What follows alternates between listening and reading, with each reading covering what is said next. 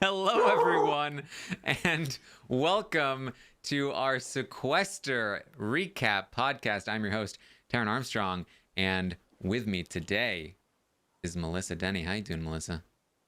I'm doing great. Riley knew that we were starting the podcast. She knew, look, she's a star member now of the LFC, and she decided to kind of join in on the fun. So sorry for the barking, and sorry for the delayed start, because that's also my bad, because my internet was being very slow. So sorry, everybody. Sorry. We're here now. We're good. We're ready to talk about Coke Can. Coke Can, yes. Yes, we are here to talk about the third member here of the LFC as we get into Sequester Season 4, Episode 3. And we often do roundtables with Brent, and this was a very Brent-heavy episode as he was in a lot of trouble. Yes, he was. I will fix this. I'm pretty sure that's Brent. I think Brent is already trying to chime in to explain to us why he was actually really good this round and why they needed to keep him in the game for ratings. I think Honestly, Riley's saying, hey, put me on the camera. I'm great for ratings. She's literally quiet the entire time we're like fixing the internet and troubleshooting. And then the second the podcast starts, she starts up. And I'm very sorry, everybody. But yes, everybody is wanting me to talk about Brent's little, basically saying the quiet part out loud. About him being very good for the show and good for ratings and stuff like that. Like, yes, we all know that is true. Duh, it's Brent. But you don't really say that. And I feel like Brent is the person to always say, oh, you don't say like why you should be on the show. You should just try. And you don't tell people like that you're good for ratings, good for the show. Like that should be something that's a given if you're good for ratings. And now look at him. Now look at him doing exactly what he always condemns. Yes. All right. Well, I'm sure we will get into it here as we talk about the episode. But Melissa, we're 3 episodes in. You've been watching. How have you enjoyed the show so far?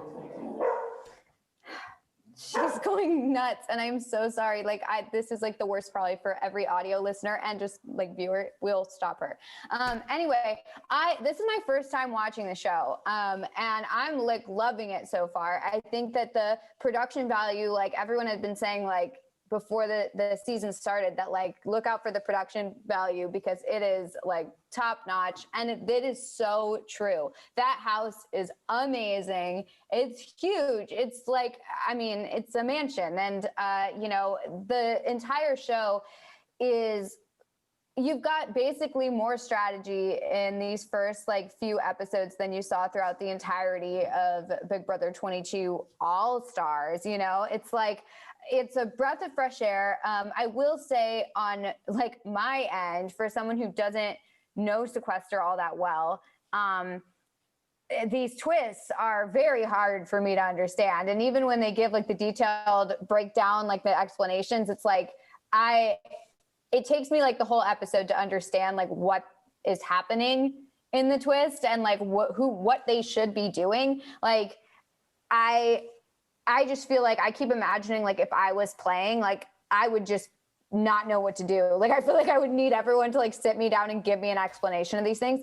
I mean, they're very exciting and they're very well thought out, but like they're complex and it makes for great gameplay, but like I just feel so dumb the entire time I'm watching it. And the other thing is that it's for me, like I've been told like, oh, you should try and play Sequester. That'd be so fun to see you on the show, whatever. But it seems too intense for me at points. I just feel like there's like, cause it's so go, that there's like no downtime. It feels like maybe it's just the way it's edited, but like there's no just like get to know the characters. Like, I feel like there's a happy medium between what Big Brother does recently, which is like a lot of downtime and not that much strategy versus like only strategy. And for me, like I would like to get to know the players more. And I think that's that's probably like my own problem, just because like I haven't really watched Sequester minis, so I don't know who these people are already. And I feel like a lot of people are already like, they already know like, oh, Jacob, he's a threat. Muna, she's a threat. I don't know these people. So like, I mean, obviously I know them now from watching and also like from podcasting with some people, but I don't know them from their time on Sequester. So it's hard for me to like really root for certain people just yet, just because like, I don't feel like I know all of them. They're fun to watch, but I do feel like I wish I knew them as personalities more than just the strategy part so far. Yeah, I can see that too. I think that the first episode had a lot of like introduction stuff that I thought was really good, and it does kind of feel like over the next couple, it was a little more lean. The episodes are a little more lean, a little less fat on the bone of the episode. Well, I feel like partially it's because the whole time it's around the twist. And so it's like you're trying to, first of all, explain the twist. Then you're trying to like, I mean, these twists are so complex that like the strategy behind the twists it takes up a full episode. It takes up the full hour. So like, I do kind of wish that there was, but I get that, and I get that this is Sequester's thing. Like, it's like the complex twist, like all the time. You never know what each round is going to be. But I do wish that maybe there were like 1 or 2 rounds that were just like normal rounds, whatever that would consist of, but very simple rounds. So that way, like, it's more focused on just like the relationships between the people, or like, I mean, maybe people totally disagree with me, but this is just a perspective of somebody who coming in didn't know much about the show, and as like, don't get me wrong, I'm loving it. And maybe it is just me like being like slow on the uptake for some of these things, but you know, that was just something I was thinking about, you know? Yeah. Have you watched The Genius? No. Okay. It's a very similar style where, you know, you get introduced to this new kind of twist / game for the episode. And I do think it's a fine line to walk, to be able, because I don't think like any amount of explaining at the start of a twist in any of these episodes, I think, is going to be insufficient, because you know, we've tried this before, explaining games like Werewolf, or like even just explaining the Among Us, which is a popular new social strategy game. Explaining it is impossible. You just have to watch it play out, and even just seeing it once, you could go back and be like, I get it now. But it's I do think it's difficult, and I do think that like explanations throughout. I mean, there's a reason, right, why the cliched, so I walked into the backyard and what we had in front of us was like 5 times, because they like the last thing they want is for you to not understand what's happening on the screen. They'd rather you have to sit through 5 explanations, you know, before, during, and after, to make sure that everything is clear. And so, you know, I think, you know, you are probably a great barometer for this, as somebody that isn't as familiar with the players, as somebody that isn't as familiar with some of the twists, in terms of like, hey, is it coming across correctly? Yeah, I mean, like, I think like part of it for me, I think is, well, so obviously the twists there's a lot of explanation that goes to the twists. And this one, like, I understood it, but I did feel like I was kind of just like, okay, this is a big, like, confusing mess, and we're just gonna have to see how it plays out. But there was a lot of like, okay, now this person runs to this room, and this person runs to that room, and this person runs to that room, where it's like, none of these, I can't really track any of it because I don't know how it's going to play out. So I'm kind of just like, okay, well, I'll just wait to the end. Like, I'll just kind of watch and not really try and figure out who's the target and who's this and that until we get to the end. And then I'll just see, because like, and so I do wish that there was, and I don't know how they could do this, because it's like these twists, they need these sorts of explanations. They need this sort of time devoted to the twists. But I do wish that there was more of like, and also the other thing is, it's got to be tricky, because with Big Brother, they're there for like 90 something days, but on Sequester, I think they're there for a week. So it's not like there's going to be a lot of like downtime where they're like just chatting about their lives and like hanging out, and we're seeing someone like be funny and you like get to know their personality that way or whatever. I feel like it probably is just like, okay, here's the round, this person's out. Here's the round, this person's out. And there's not any time to like just hang out and like be characters. And I can see, and this leads me to my other point, which is that like, I can see why they cast people who are from the Sequester universe and why they like reuse people in Sequester minis and then bring them. I mean, apparently Jacob is a 2-time winner and now he's here. But and his so second it's like, game wasn't shit. Yeah, that's true. He did say that. And now I know that, even though I didn't see it, I know that now. So yeah. It's because Puya was robbed. Poor Puya.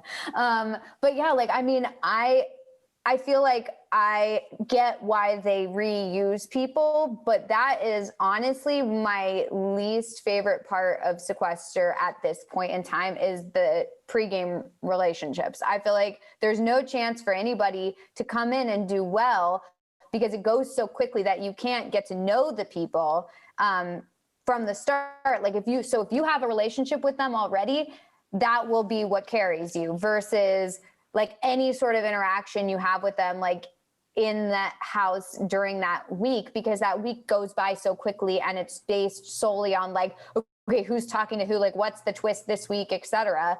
That I do feel like I don't think I could go in and play that game because I don't know anyone from Sequester. And so like, I would feel like I was at a total disadvantage. I feel like, what's her name? Natalie? Is that her, who the blonde girl? She, like, I feel like I would feel very similar to her in that, like, she doesn't really have these pregame relationships. And I feel like she's totally at a disadvantage. And so I don't love that aspect of it because, I mean, Jacob, yes, is like great at the social game. I mean, it's clear, you can see it in every scene he's in. However, like, add on to that the fact that he's played so many times, people know him, like they're friends with him outside of the game, and then you're like, oh, okay, like no one stands a chance.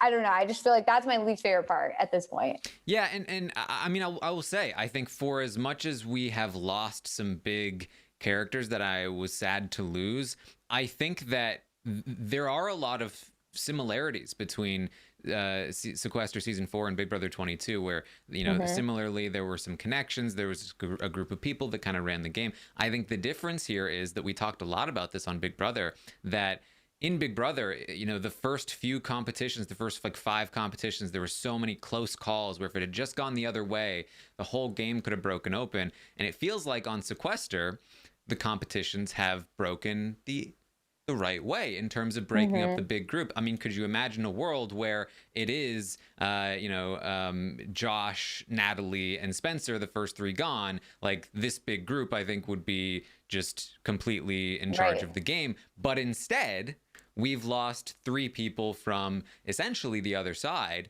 And it's starting to look like this game is wide open from what it seems like right now moving forward, with Katie gone, with Muna gone. I don't even know what the state of this house now looks like, and I'm excited to see where it goes from here.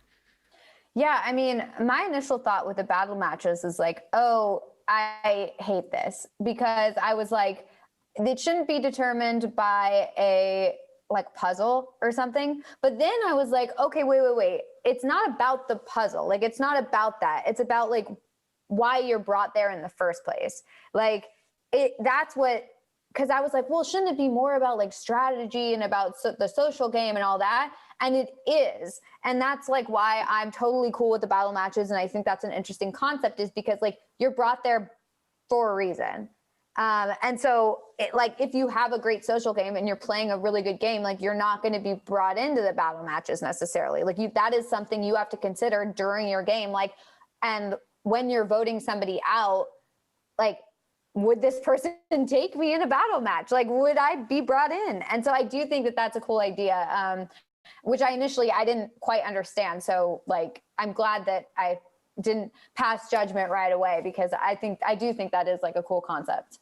Yeah, it's fun, and I think that a lot of your criticisms were very similar to things that I was saying last season, and I do feel like last season it was a lot. I think that there's been a lot of improvement coming into this season, and that again leaves me excited for like the future of the show as it goes on, especially because this season started with a smaller cast. Basically how Sequester tends to work is that like the further and further you get, the deeper and deeper you get into the game, like the easier it is to follow, because there are fewer characters to follow, and the twists are easier to follow, and you get to know the people more, so it only gets better, and I feel like it will continue. I feel like it's been very good so far, and I feel like as it goes deeper, it can probably only get better as long as it doesn't like have some terrible boot order from here or get boring or whatever. But like based on the current sort of state of the house and the players that are in there, and just like the trajectory of the game and the level of production that we have, I am anticipating that that this will just continue to get better and better. Yeah, I mean, absolutely. I think that so far we've already had some really exciting episodes, and like really, I mean, unpredictable like boot order, really. Like I would not have thought any of these people who got out so far or got put in jury would have gotten out. Like, I mean, I don't know much about the game. There is someone that's going to battle back, like someone from jury is going to come back in the game. Is that, or are they just like thinking that, or is, I mean, they're talking about guaranteed? It like it's a certainty. So I assume, but I don't think there's been an official confirmation, but like it would be really weird to leave those in the episode unexplained and then not have a battle back. So I at this point I'm like absolutely convinced. Because it does seem like every person that gets out is like, well, when I'm back in this game, like I'm going to be, slitting throats or whatever. I don't know what they say, but that's what, and so I'm always like, wait, did they say that? Like, is that like a Sequester thing that someone always comes back or what? But yeah. Yeah. So this episode, what we had was Natalie going to the Den of Sanctuary, Luxury Row is what it's actually called. I'm remembering, I think. And we learned that the powers, not necessarily an LOS, could be something else, do not respawn. They do not replenish. So by Josh finding an LOS, getting an LOS from the previous choice, there's now only one power remaining. I believe that Natalie only chose from 2 options because the third one was now gone. I believe that's what it was. Natalie chooses one and there's nothing in it. I don't know what that means for the next person, which will be Spencer. If that means that the nothing envelope is now gone as well and he's just going to automatically get a power, or if the nothing envelope goes back in and he also has a 50-50 shot, or if I just read it wrong and it's always going to be a 1 in 3 shot instead. I don't know. I have no idea. I do not know either, but I was sad that she got nothing. Yes. TR says all players still pick from 3 boxes. So it was a 1 in 3 shot. So it's always going to be 3. So it's going to be a 33% chance for the second person to get a power. So that's interesting. So that's definitely different than what I thought it was going to be a 2 in 3 chance every single round. But it seems like basically it's going to be 2 in 3 chance one time, then a 1 in 3 chance for a couple times until somebody grabs it. And honestly, she should have just done bubblegum. I mean, that's the mistake. That's the mistake. I mean, like, come on. Everyone knows that when you're picking from 3 options, you do bubblegum in a dish. But yeah, okay, wait. On your podcast the other day, when you were like, yeah, but like, why did he pick a box and then count 1, 2, 3? And everyone was like, well, because that's the way it's done. No, but like, there's 3 options. You land on a box, and if you pick 3 as your number, you're going to land exactly on that same box. So why not like pick a different number so that you don't know? I totally got your point on that one. And I was just like, yeah, that's exactly what I was thinking. He's like, bubblegum. And he's like, one, he's like, boom, 1, 2, 3. Oh my God, I can't believe I landed on this exact same box. This has always been a problem for me. As a child, I always got annoyed when people were doing eeny, meeny, miny, mo. And like there, it's between two options. They get to the end, but then there's I forget what it is now, but there's an extension to it. Yeah, it's like my mother says to pick the very best one, and you are it for the rest of your life until you die, and then until you get to the one that you want. But the thing is that no matter how much you add to it, it was always even. It always ended up at the same one you initially ended on. And I was always just like, why? Why? Yeah, it's already over. I saw him do the bubblegum thing, and it was just like, oh my God, this is so funny. Also, speaking of earlier episodes, I want to call out Brent, because when Josh was like, I've been watching RHAP for so long, and Brent goes in his confessional and says like, I can't believe he's been watching me and Taran for so long. And I was like, excuse me, like somebody else is here. Like, remember this shirt? Remember Brent? Do you remember me? Honestly, I couldn't believe it. I've been doing this stuff now for like, what, 4 years? Well, maybe he said 5 years. Oh, well, that 1 year. Come on. Embarrassing, Brent. Unbelievable. Yeah, not cool. Not cool at all. Brent and Melissa on Sequester. Not a good mix. Yeah, once again, Brent. Once again. It's called Melissa Erasure, and I don't like it. Oh, man. Yes. So, Natalie is going to run back into the game, and Spencer is not pleased, but Brent is, because, it's good for Brent not have Katie in there.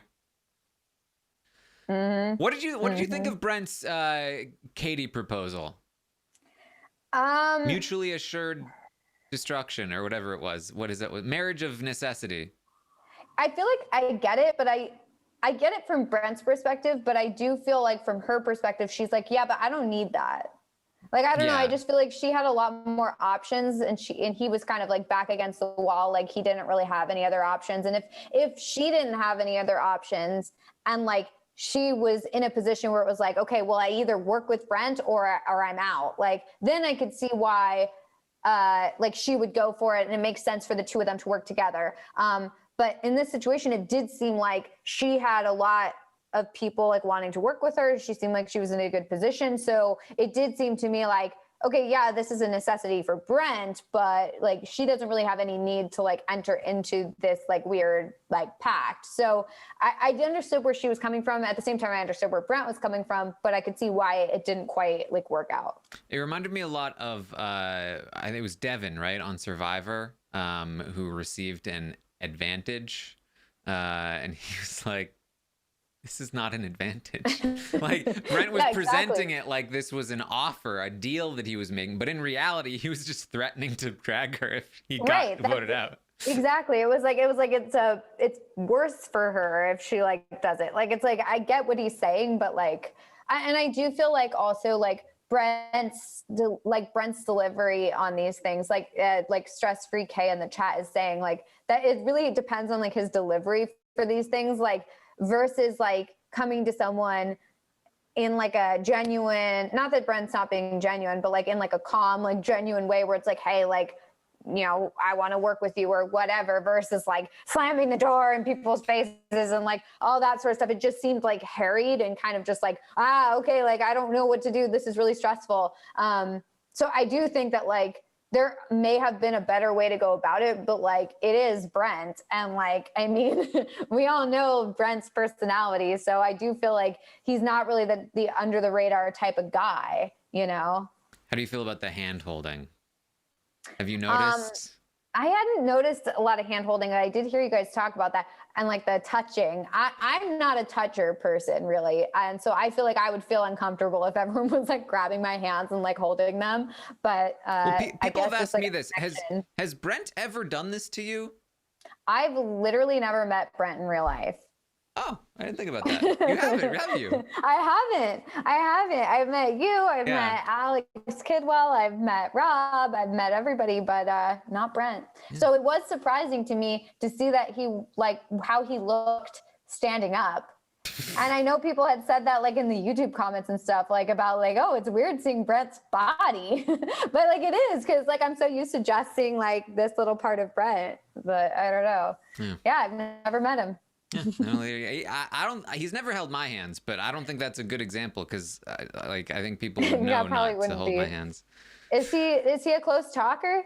Like they all said? I mean, I feel like most of the time I'm with Brent, I guess I'm at bars where it's loud and, like, if he's leaning probably in, close talking, right? Then. Like, everybody close talks there. Yeah. Like, so I don't know that I've ever noticed it before.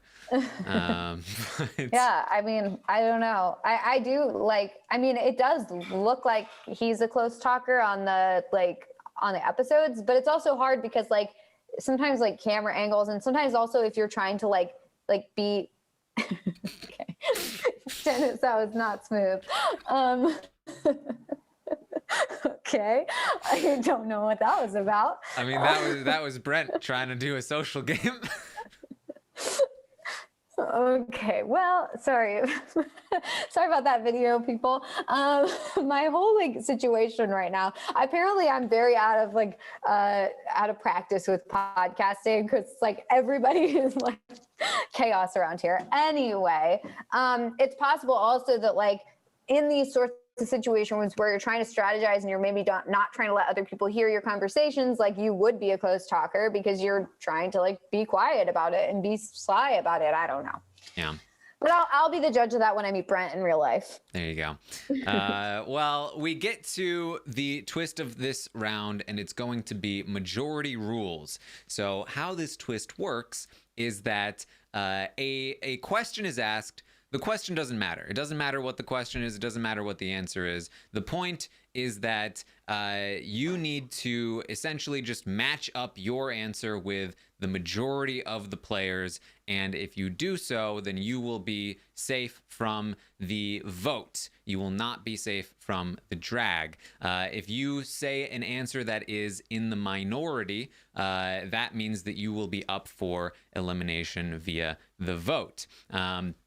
So there's a few ways that you can play this. I've seen, I think I saw this play out once in a mini, but my first thought was, okay, how this is working, you can only choose from the majority to drag, which means that you want the biggest majority possible so that there are the most amount of options for somebody to drag that is not you. So if you have a small majority, a 6 out of 11, then you are now one of 6 people for the eliminated player to drag, versus if you have a majority that's like 9-2 or even 10-1, then now your chances of being dragged are significantly less, right? So that was my first thought, but I didn't quite see that everywhere.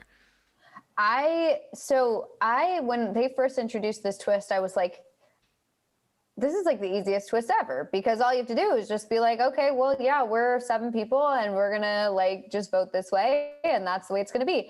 But it turned out to be, like, the farthest thing from that, because, you know, at first it started out like that, where you have a group in a room and they're like, okay, this is what the target's gonna be, this is the fake target, okay, good, we're done.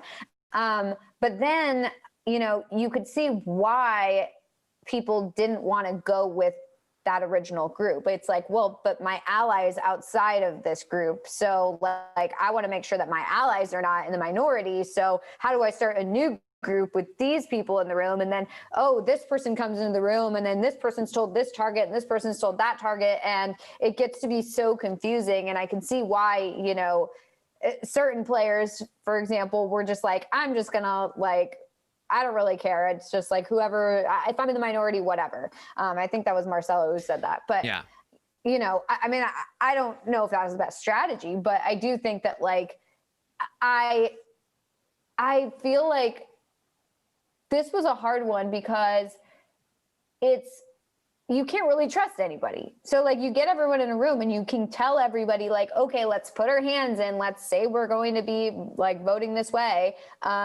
But you never know, because the second you leave the room, for example, that same group could be like, yeah, no, we're not doing that. This is the actual target. So like, I just feel like it was very exciting to watch. My one complaint, I guess, was that like, there really was no telling what the result was going to be until the end. I kind of wish that there was more like, I don't know, like, I feel like by the end of it, they did start doing confessionals that were like, okay, this is the target I'm voting for. But I do kind of wish that like throughout they had a little bit more of like, okay, this is how I'm going to vote. So that way you could at least like lock down one person and be like, okay, well, at least we know like, you know, Jacob or whoever is going to put this name down. And then we can sort of start to calculate it, because by the time it got to the end, I was like, I can't follow who's voting for who.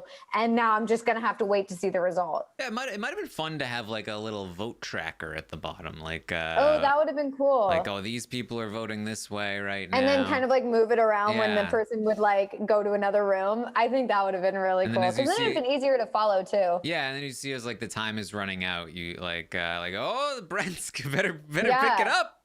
He's out right now. But yes, so I mean, really, this round it doesn't. We don't even really need to follow it all the way around, because the end result really is like the most important part. And the end result is that Brent, Spencer, and Marcelo are left out of this vote. Marcelo being left out of the vote is due to him intentionally avoiding the groups and searching for an LOS. Now we know that this is pointless because there are no LOSs hidden. So that on its own is already like, oh boy. But also, I did not love his explanation here, which was, I don't care if I'm the minority.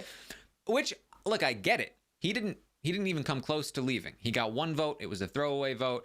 That's fine. And it eventually kind of worked out for him, because he wasn't even eligible for being dragged into a battle match.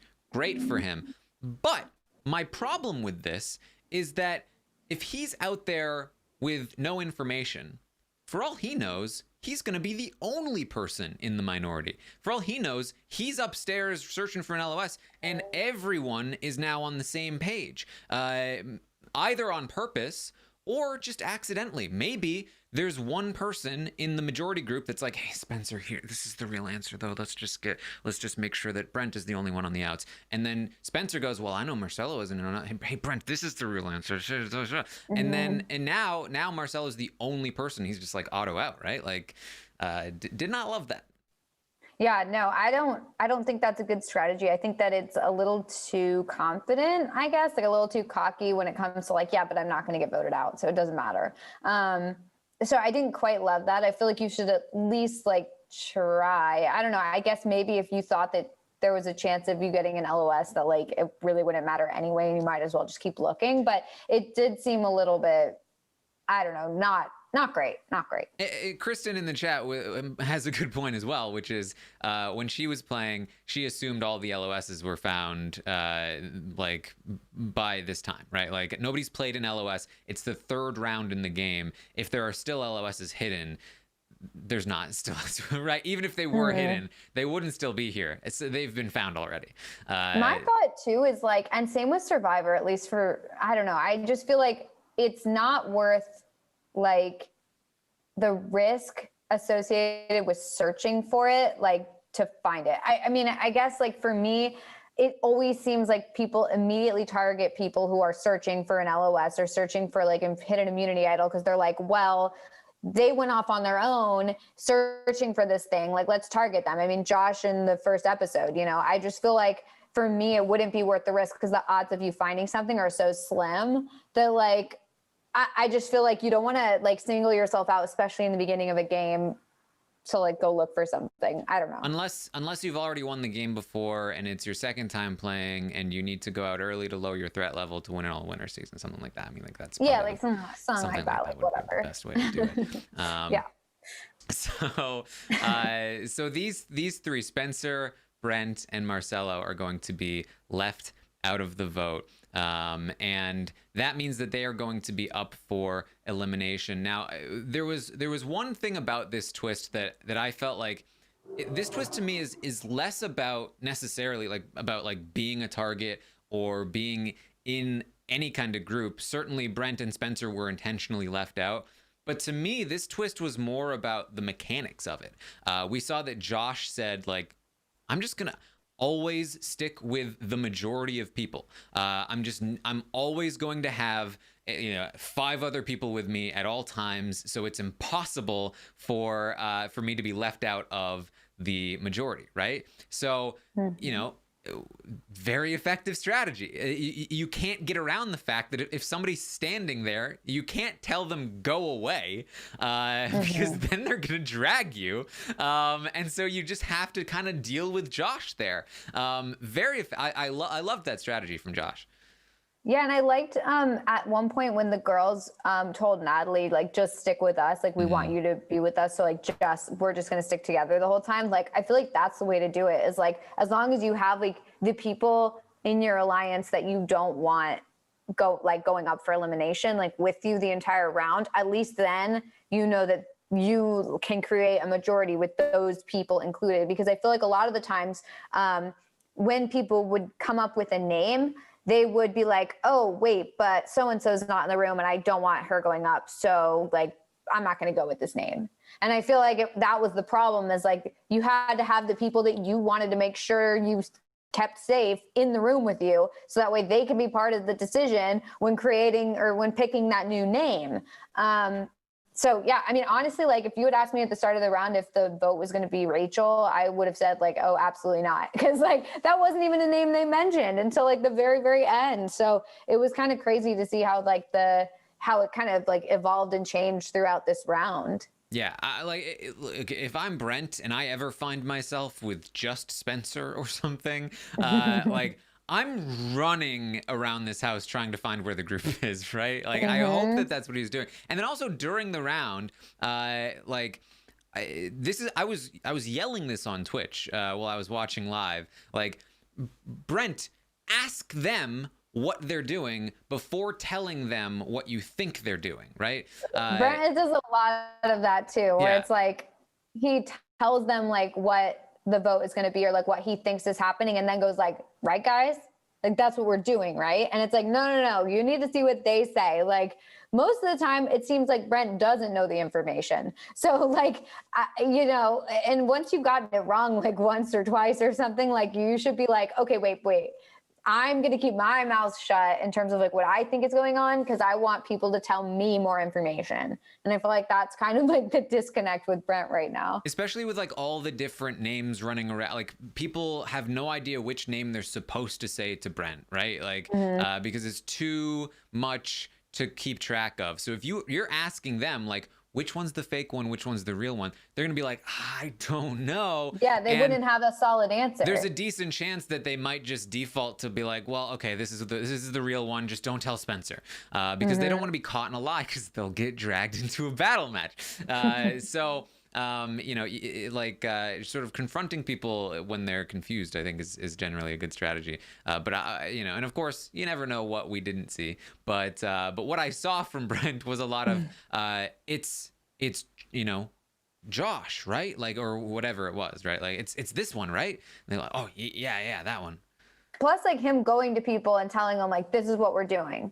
Like, okay, but like, Josh is the name, like, so-and-so's the fake name, like, Natalie's the fake name, like, that's what we're doing. Or like, I'm the fake name, like, instead of like, I feel like he must have, and I wish I could, like, I mean, he's in the chat right now, so I wish I could know like his perspective. Like, did he think he knew the answer? Like, did he think he knew what everyone was doing, and that's why he was going around and telling people like, this is what's going on? Or was he trying to convince them like, we are voting Josh as the vote to be in the majority, and so is the fake name? Do you know? Like, I just feel like, I don't know whether he was genuinely trying to like push people that way, or if he actually thought that was what everyone was doing. It felt to me, and he's saying in the chat as well, he just felt like, I made the plan, like, we made the plan, that's the plan, and I'm just now playing a part in the plan, and and that was just it. And so I think he was very surprised when it didn't turn out the way he thought, which really, I mean, I feel like people may not have expected this, but I do think that, in addition to the social game being a flaw of Brent's, I also think that Brent, he tends to be a little too trusting. That is kind of a problem that Brent has.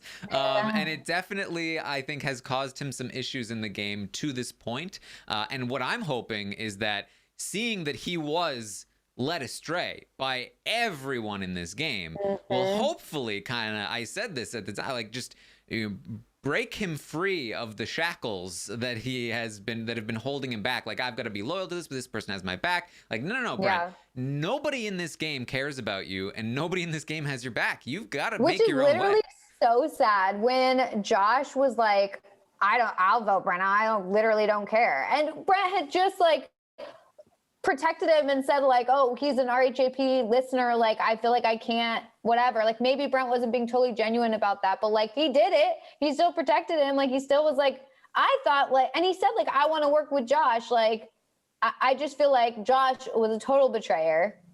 And I get that it's Sequester and everyone betrays everybody and whatever, but I was affronted by that personally. Are you still upset about Josh not mentioning you? I'm a little upset about that as well, to be honest. You know, it's one thing to say on Twitter that he's more of a Taran and Melissa fan, but it's another thing to not say it on the show. Yeah. You know, so I'm a little upset by Josh. That. Actions. Yeah, actions speak louder than Twitter. I was like, hey, Josh, like, what the heck? Like, I mean, to me, it's like, I feel like nobody wants to work with Josh except for Brent. And Josh was so quick to just throw Brent under the bus. I was like, a little sad by that. It does feel to me like Josh has managed to get in a little bit here, that there are people that are kind of willing to work with him. And especially now with the end result of this episode, again, kind of, I think this might really split the house apart, split the sort of dynamic apart. I think that's going to be beneficial to Josh. He's still the only person with an LOS at this time as well. So I think I'm looking at Josh as someone to watch out for right now. But we saw that it seemed to be Muna was the person who most wanted Brent and Spencer left out of this majority. Spencer makes a lot of sense. There's been a lot of drama between Muna and Spencer leading up to this point. And Brent is the one that I feel like I felt like I did not get enough information, because in the first episode, Brent and Muna, like, Brent was like, hey, I'm going to give you safety. You're going to do this thing for me. And she did. And it seemed like they were kind of good. And then all of a sudden it was like, oh, Brent's been saying my name, and so I want him, out. And I was just like, wait, when did that happen? Like, did this happen? When did it happen? And she also talked about like being upset about the Katie vote, which like I can kind of get that. But I felt like I hadn't connected that Muna was like after Brent. I saw that she tried to get Spencer to drag Brent in the previous episode, but I never understood like when it happened and why. I've honestly, at this point in Sequester, I've started to realize that like everybody that you think is working with someone is not, and they're just going to like say like, I want this person out. Like, no matter like if you think they're working together or not, like they're not. Like, no one has anyone's back, and everyone's going to want everybody else out. So, I feel like I honestly, like, I started to, and I was upset at myself for this, but I started to be like, man, I wish they had like named alliances on this show so I could like start to reference like, oh, okay, these guys are working together. Oh, these people have a solid thing together. Because I feel like at this point, there's just every confessional is going to be like, yeah, no, I really want so-and-so out, or like I'm working with this person. And then the next confessional is like, yeah, but this person, I actually want them out, and this person I want, and you can't really know like who's actually working with who. I feel like there was a solid like girls thing going on, but like I don't know which girls are in that. And so I wish that there was like, I just kept thinking back to like when they kept talking about the committee and how much we like made fun of that. But then it was like, actually that was pretty helpful because they were sticking together the whole time. And if there were more like actual alliances in Sequester that had like names, or I don't know, like then maybe I could, I don't know, figure out who's working with who more than just kind of like waiting to the next confessional to see like who wants who out. Mm-hmm. Yeah. I think, this is something that I thought was more to do with editing in the previous season. Then having watched some of the minis, I feel like the reality of it is that like these alliances, they don't have meetings. They don't have like clear plans and structure. Like this is just like what we see is kind of just what happened. Like it's just like it is a big mess, and there's not always a master plan. But I do think that does occasionally mean that it requires, again, even more heavy-handed editing sometimes of like, hey, like get these players to explain exactly what they were doing and why and who they're loyal to and what their plans are, so that we have a little bit more of a sense of like what's happening here. Would certainly be helpful. But I think for the most part it's working.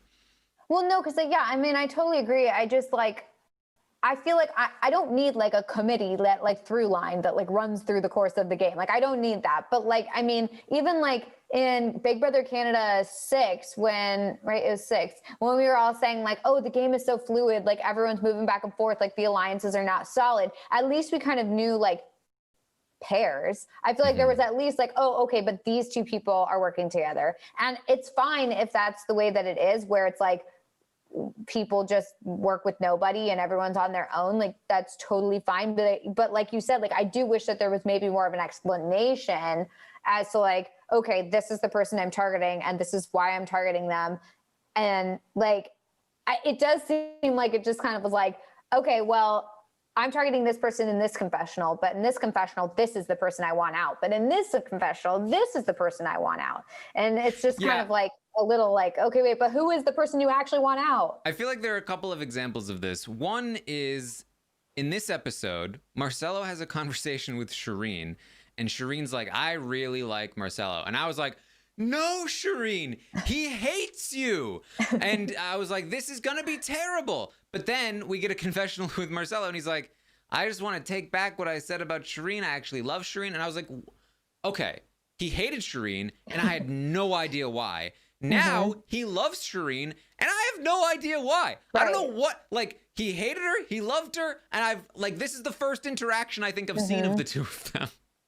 Right. No, I agree. I guess maybe it's more, it's not like that I need like alliances. Like I think maybe like, and this like piggybacks off what you're saying is like, I wish that like when they explain like, this is who I like, or this is who I don't like maybe like just more information as to like why, like, oh, actually, I want to take back what I said about Shireen because I think that she could be a really good ally for me in the future because like she and I talked about XYZ or whatever. Like we both want to get out Brent. Ask them follow-up questions. Right. Yeah. Not just like, who do you want out? Because I feel like then we lose it when it's like, oh, I want Brent out.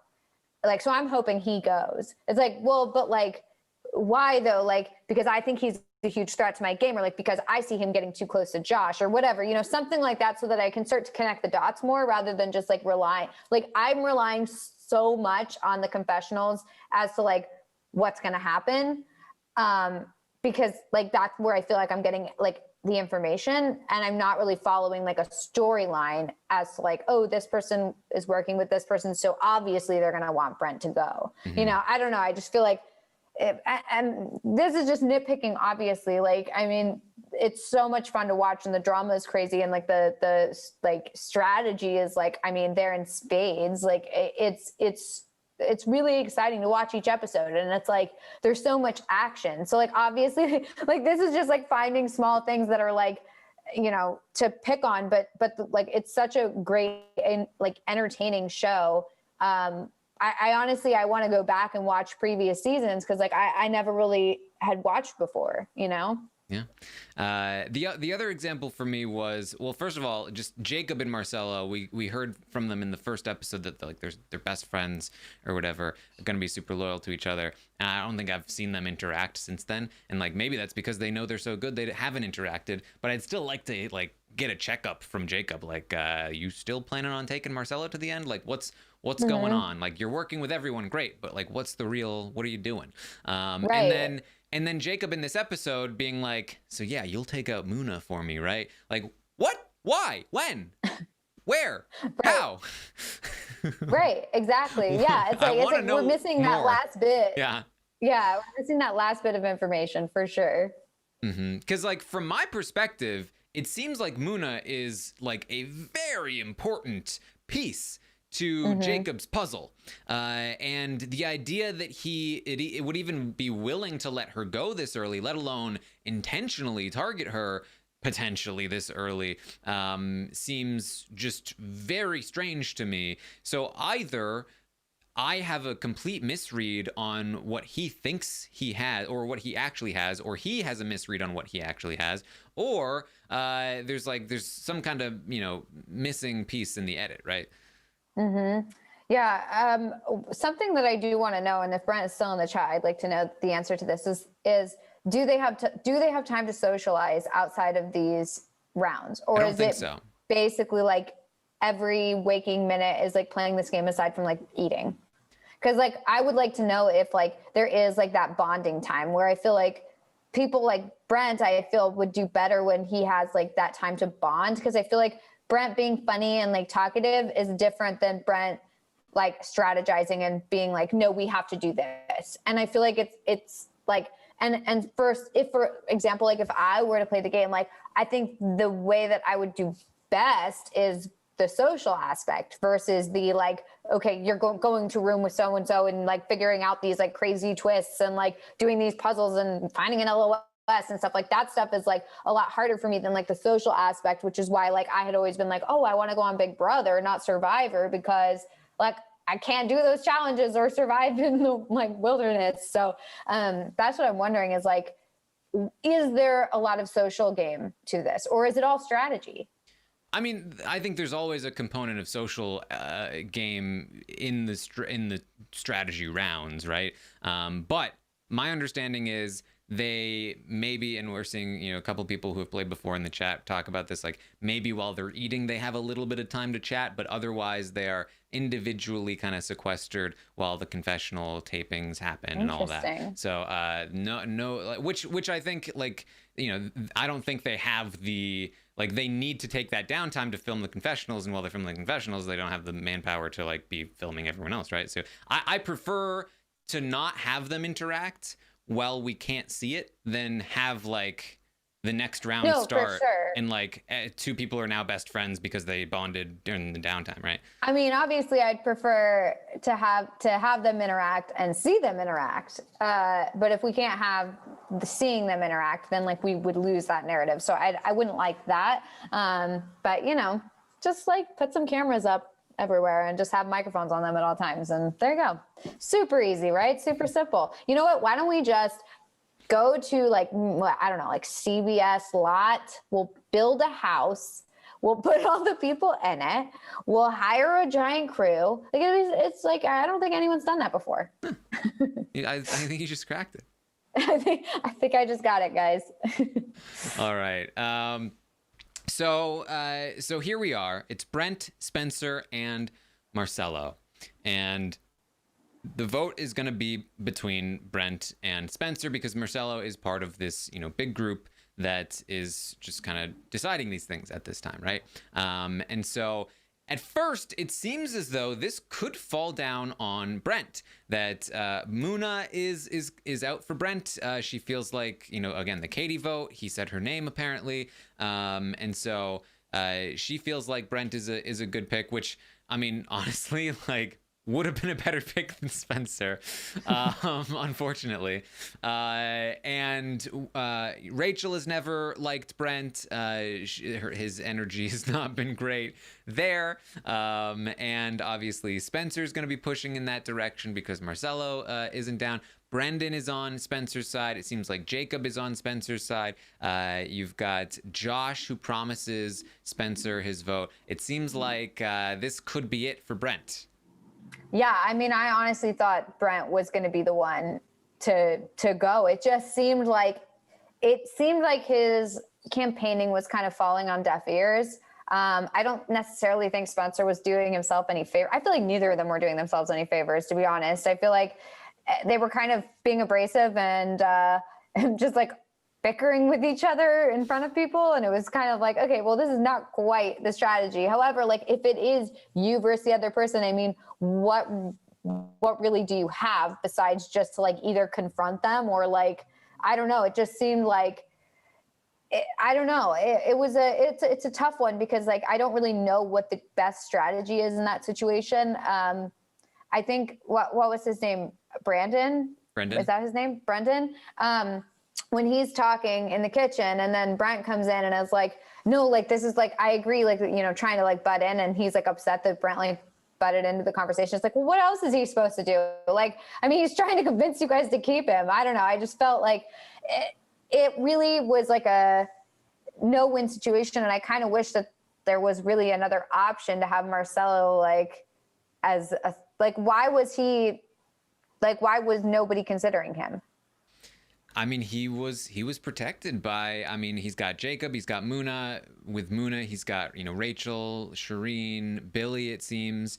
You know, Jacob has Brendan and whoever else. I don't know exactly who he has. Again, we don't have a full picture of what this group exactly is, but we know that Jacob is essentially at the head of it. And with Marcelo, his right hand man, you know, it didn't seem like Marcelo was going to go anywhere here.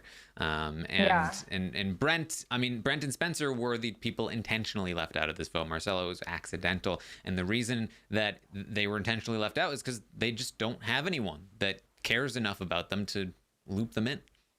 That's so sad.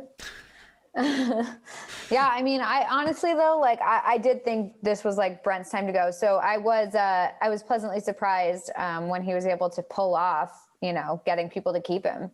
Mm-hmm. Well, he has a good argument, I feel like. Again, his methods, I thought, not 100% great.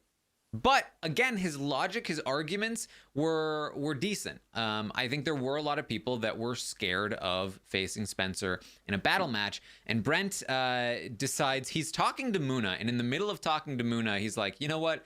This is a really great point. I'm just going to yell it to the whole house. And so he says, I know that many of you guys are scared of Spencer, but eventually you're going to have to face him in a battle match. You might as well get him out while there are more people that can take him on. That's just the tea. That's just the tea. That's just That's the tea. just the tea. That's just the tea. I mean, yeah, it's a good argument. Yes. It is, and I think it was this argument that really started to sway some people, and because it's correct. If you are worried about Spencer beating you in a battle match, the longer you wait, the more likely it is that you are the one that's going to have to face him in a battle match. And this is probably one of the best chances to make this happen without being the one to have to face him, especially when later on we come to Spencer versus Muna. Brent is going to be telling people that it's going to be Rachel, and he has in the past threatened Rachel and Shireen. He when the majority came out and he wasn't in it, he said, it's one of you 4 people that lied to me. This is just like full like one step after another of mistakes that Spencer is making. You never want to let on who you are going to drag publicly, because the second the rest of the players know, oh, he's gonna drag Muna, Rachel, or like maybe one of these other people, that's perfect. That means he's not going to drag me. Mm-hmm. That means that I am safe this round.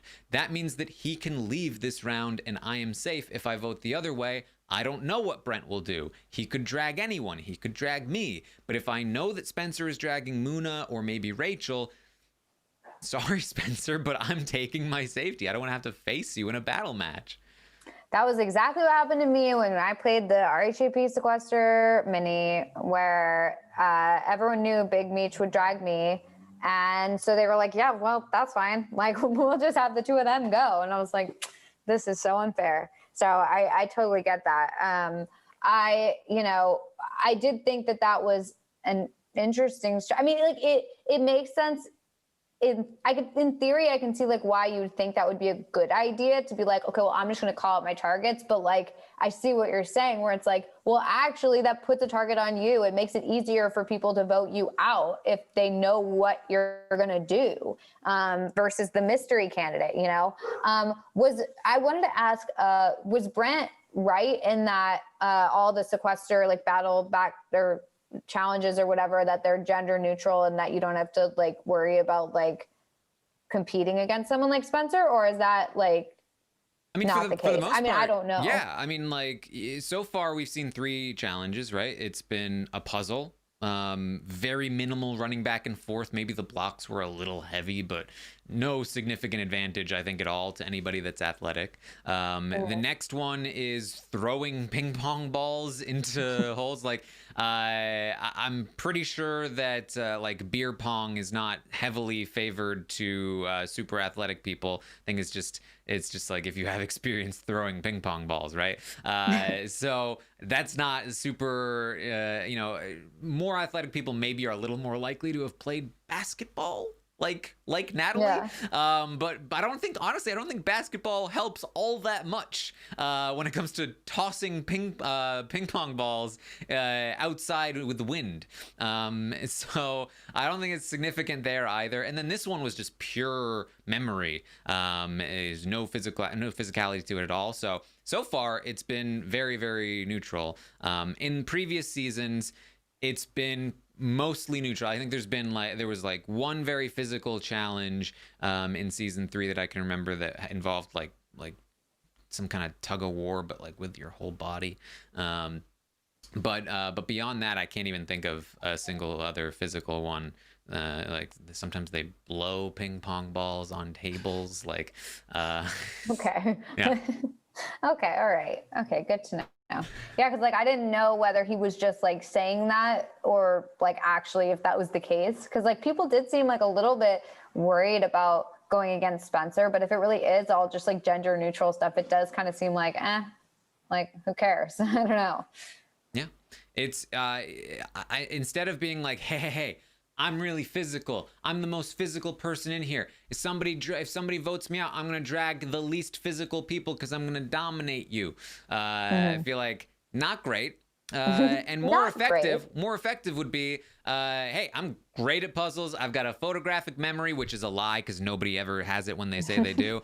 And I'm going to just dominate any kind of puzzle memory. Got great hand-eye coordination. I've practiced blowing ping pong balls. I am set. Don't test me. Yeah, I feel like that would be a much better strategy. Yeah. So with this idea out there now, like this is the better opportunity to get Spencer out. I do feel like that gets into people's minds a bit. Brent also has another very effective argument that he's going to make here to Brendan and Rachel. Brent runs up and he's like, listen guys, you need to keep me for the ratings. More people hate me, more people love to watch me. It's going to help the show overall. Dude, the disrespect you're putting on the rest of us. And you know that like that is coming because of that music. So it's like doot, doot, doot, doot. It's like the like, this guy is about to step in it. People love me, people love to hate me. It's just I'm just so great for the show, guys. I'm so good for the show. Oh, Brent. The disrespect. True, but like, come on, you don't have to say it. You're not supposed to tell people that. Oh my God. It's like Frankie Grande all over again. Truly, it's the Frankie Grande approach. It's Brent Grande. And like the thing is too that like it is such a Brent argument. It is such a Brent argument because like it's coming from himself. Because Brent is making an argument that would sway Brent, but literally nobody else. Right. He's like, I want good TV. And everyone else is like, yeah, I just like want to stay on the show and win. So like, I don't care if you make good TV, like that's fine. You can go ahead and make good TV, but like, I'm here to play and I'm here to win. And like, I mean, Brendan basically says it here. But like the problem with saying, hey, I'm great for ratings. If you kick me off, people aren't going to watch it as much. They're not going to like it as much. What you're telling them is, I'm the star of this show. Don't take the star of the show out of the show. And by saying that, you are insulting them by saying they're not the star of the show. Because look, every single one of these players has an ego. Every single one of these players sees themselves as the star of the show, except for maybe like, somebody like Natalie at this point in the game who's like, I recognize that I'm on the outside but I will be the star of the show. And you're telling them that they're not the star of the show, that you even Natalie is probably like, show. I'm the underdog. Yeah. Right. So I've got that underdog narrative. I feel like, everybody thinks that they're the star. You got Rachel. She's like, I'm the detective. Billy's like, I fooled everybody. And you got Jacob, who's like, everyone loves me. And Muna, who's like, I'm the strategist. Like, I just feel like everyone has their own, like, oh, I'm the star. And Brent's like, no. I'm the star. You guys are all not the star. And I feel like that is not what you tell people who think they're stars. and then he's like, to make it worse, he's insulting them, and then on top of that, he's incentivizing them, if they believe him, to take him out. Right. If Brent is the star of the show, get him out of there so that there's a vacuum to fill. Yeah, so that you can be the star. Yeah. So like that was not, oh man. This guy's eating up all my screen time. Get him out of here. Yeah, that is it is a Brent, it is like a classic Brent argument. Oh boy. So that one I don't think had anything to do with him staying. Yeah, probably not.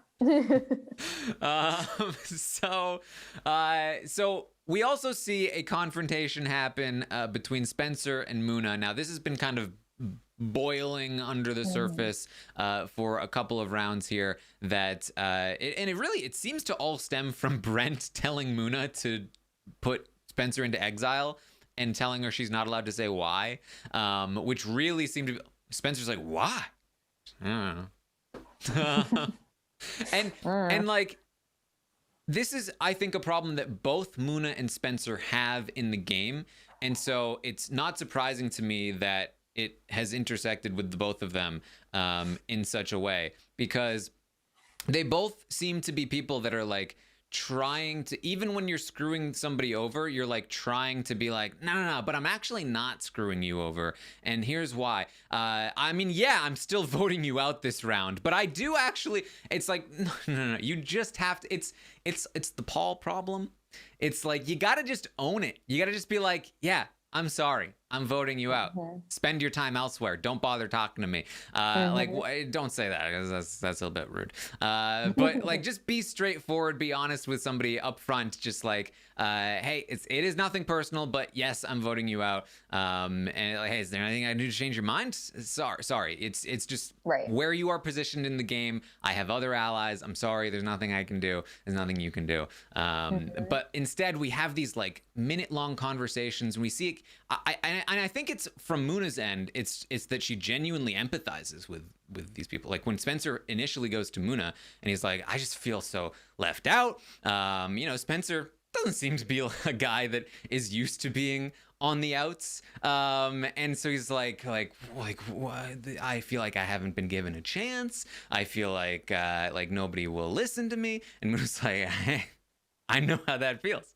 And I think she empathizes with that. And I think she wants to be there for him, help him in any way that she can. But at the same time, she still has to vote him out. And that sort of, it's a mismatch. And what happens is explosive. And Spencer feels like he's being drawn in just to be sucker punched over and over again.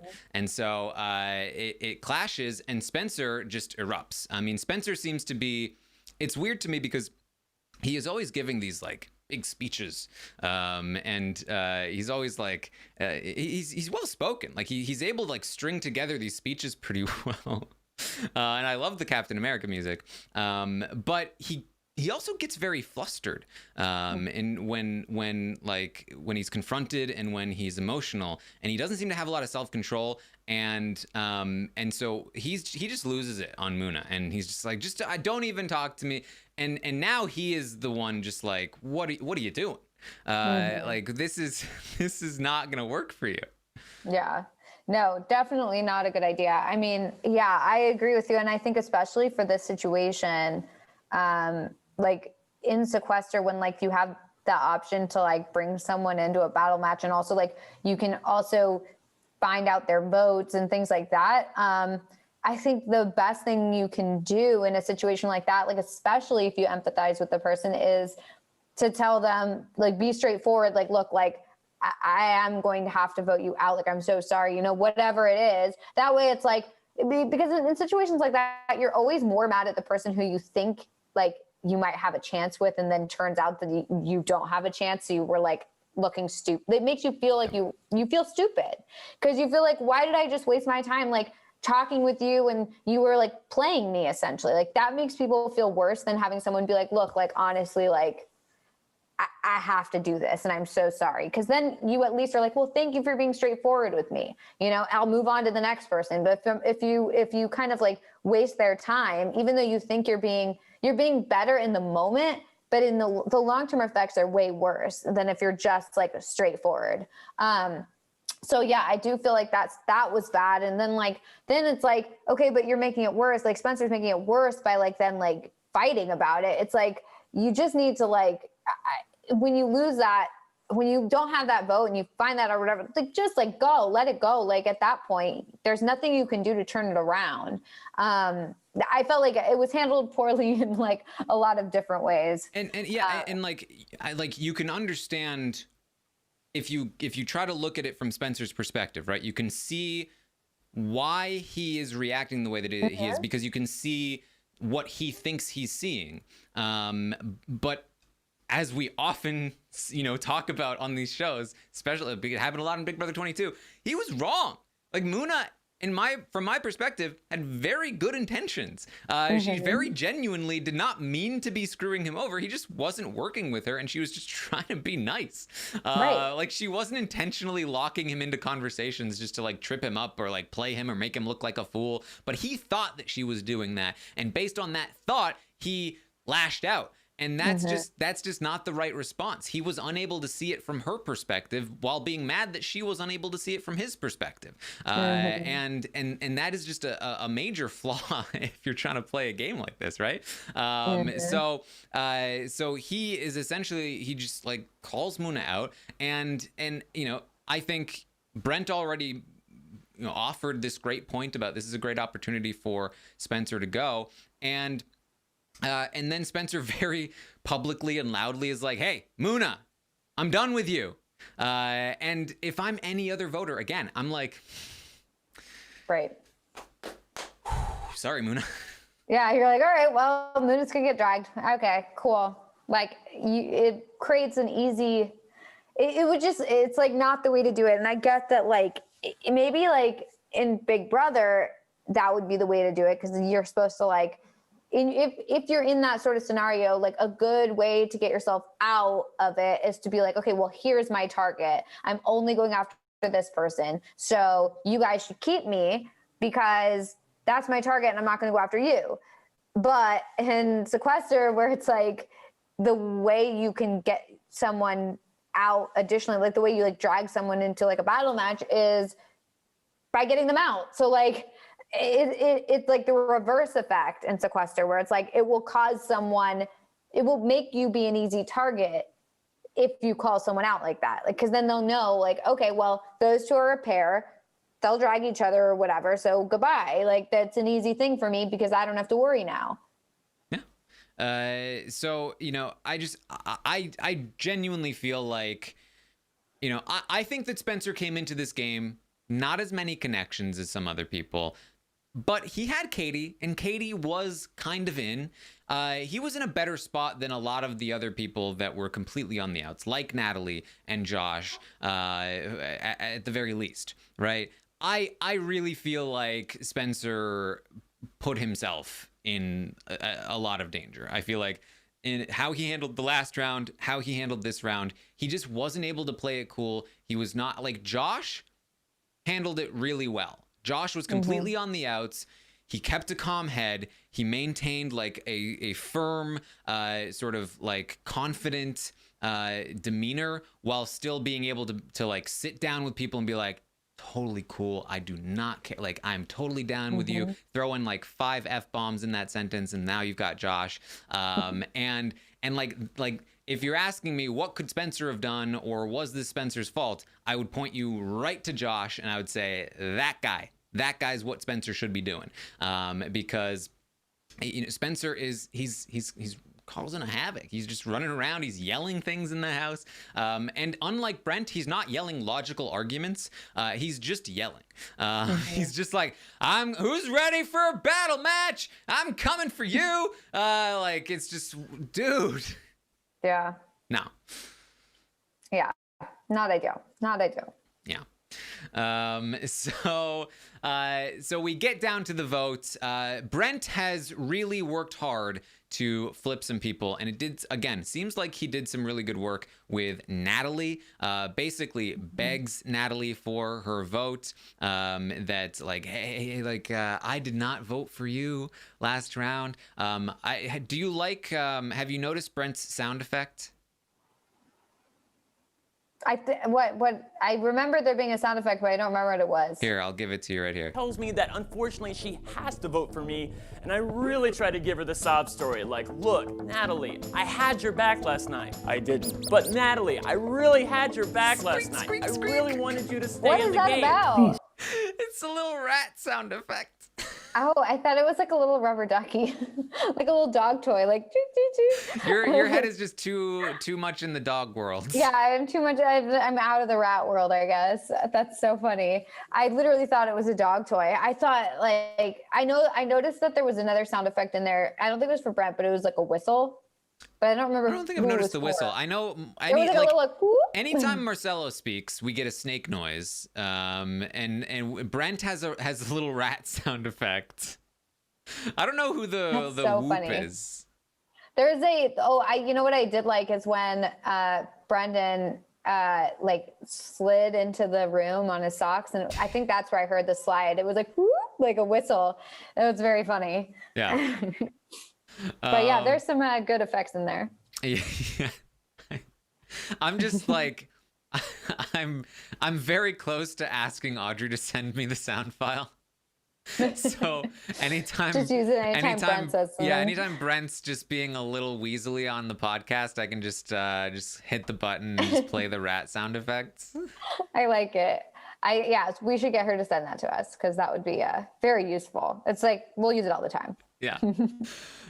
Speaking of sneaky snakes and sneaky rats, Billy is going to go and say, hey, Marcelo the snake, which is because this is the thing. Marcelo gets the snake sound effect in this conversation, and I was a little confused about it because Billy goes to Marcelo. She says, "Look, can I vote for you? Because I can't vote for Brent and I can't vote for Spencer. They'll both drag me into the battle match. I'm worried. Can you please let me vote for you?" And Marcelo is like, "Yeah, sure." And he tells us, like, I'm going to have this to hold over her. I'm going to be able to use this. I'm going to be able to cash this in. And I'm just like, what are you talking about? First of all, she ends up publicly stating her vote. So it's not like a secret that you can now like drop on her at any time. Nor would anyone care in the future if you tried to drop it. Second, these games do not work on a barter system. You don't get to hold favors. That's not how it works. Especially if you're not like best friends with them. So I don't know where that's coming from. And then he gets the snake sound effect for her voting for him. Yeah, I guess because it's like, he's pretending to be cool with it, but really he's not cool with it. But I mean, like, yeah, I don't know exactly like what he could use that for in the future. Like, I think it would be better. I guess like it would make more sense if it was like, she needs to vote out an ally or like cast a vote towards an ally that's not him. And then he could tell that ally that like she voted that ally out or something. But it's like, if it's you, like, what are you going to do? Like, tell people like, yeah, she voted me out, but you knew that because Billy revealed the vote. So yeah, like, nothing, no one cares. Like, I don't know. I just feel like it'll be interesting to see if we actually like can use that against Billy, but like, I don't know. It just, I can't. I mean, like, even if he does, how does that help him? Like, he's right. like, I do think that Billy having eventually exposed this vote, like, if I'm an ally of Billy's and I know that she's like the only person that threw her vote in this round when she wasn't even explicitly threatened, it seems, with a drag. Like, that's worse than what Brent did by far for me. Like, that tells me that Billy is not a reliable ally that I can count on to vote the way that I need her to. Right. So that could really hurt her game. But I don't, what does that have to do with Marcelo? Right. I feel like I don't think it was like a great move. I mean, I guess it was like a good move if you don't want to get dragged, but at the same time, it's like, I don't love the idea that like, yeah, like if I'm Billy's ally and I see that Billy didn't vote with all of us and basically only cared about whether or not she gets dragged, I'd be like, okay, so you really are only looking out for yourself and you don't care if I get dragged. And she did check in with Muna to get like Muna's okay, which like even if Muna says it's okay, like of course if I'm Muna in that spot, I'd be like, yeah, I guess go for it. And you could kind of tell that Muna was not super into the idea. But also like now Muna's gone, so it's not exactly like now the person she checked in with isn't even there anymore. Yeah, I think that's not great. And I mean, I don't know what Marcelo could do with that besides just bring it up. But I think the game of Sequester, when it comes to the voting, is all about knowing when you need to throw your vote and when you can get away with not throwing your vote. And I think this was again, we could have missed something. From my perspective, what I saw in the episode, this was an example of two people getting it wrong.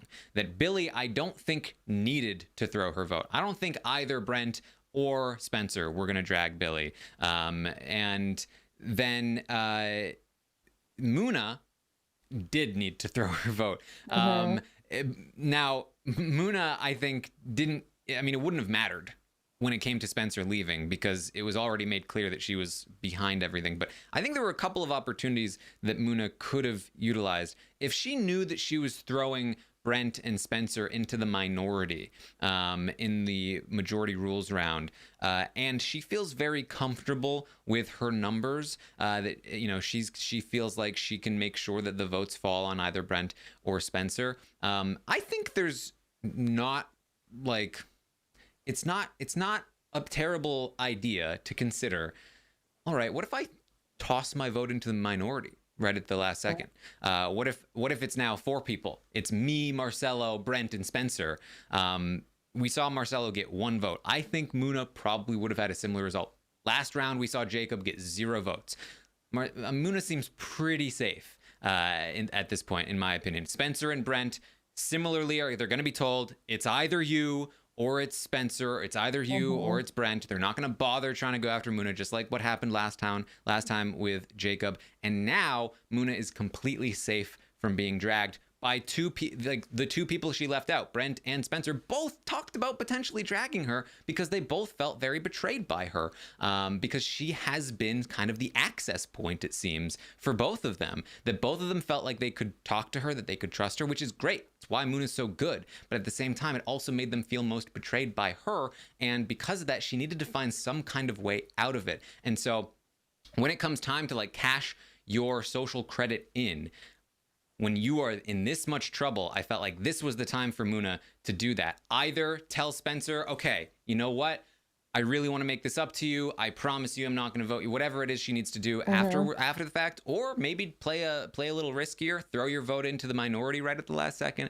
I feel like there were more things she could have done to be a little sneakier. But I feel like, and I could be wrong, and I'll say this, I did not have a chance to speak with Muna today. She was unfortunately not able to make it to the exit interview, so I don't know her exact thoughts, but it did feel to me like she kind of didn't mind that much. She felt like, you know what? Screw you, Spencer. Like, I'm going to stand up to you. I'm not afraid of you.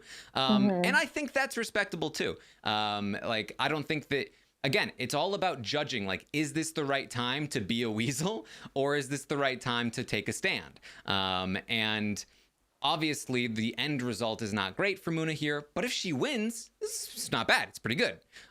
So, you know, that's the main dilemma of Sequester. I think every round is, when is the right time to take that stand? And it turned out that this was not the time for Muna, based on the results, but that's kind of random. So you can't fault it that much.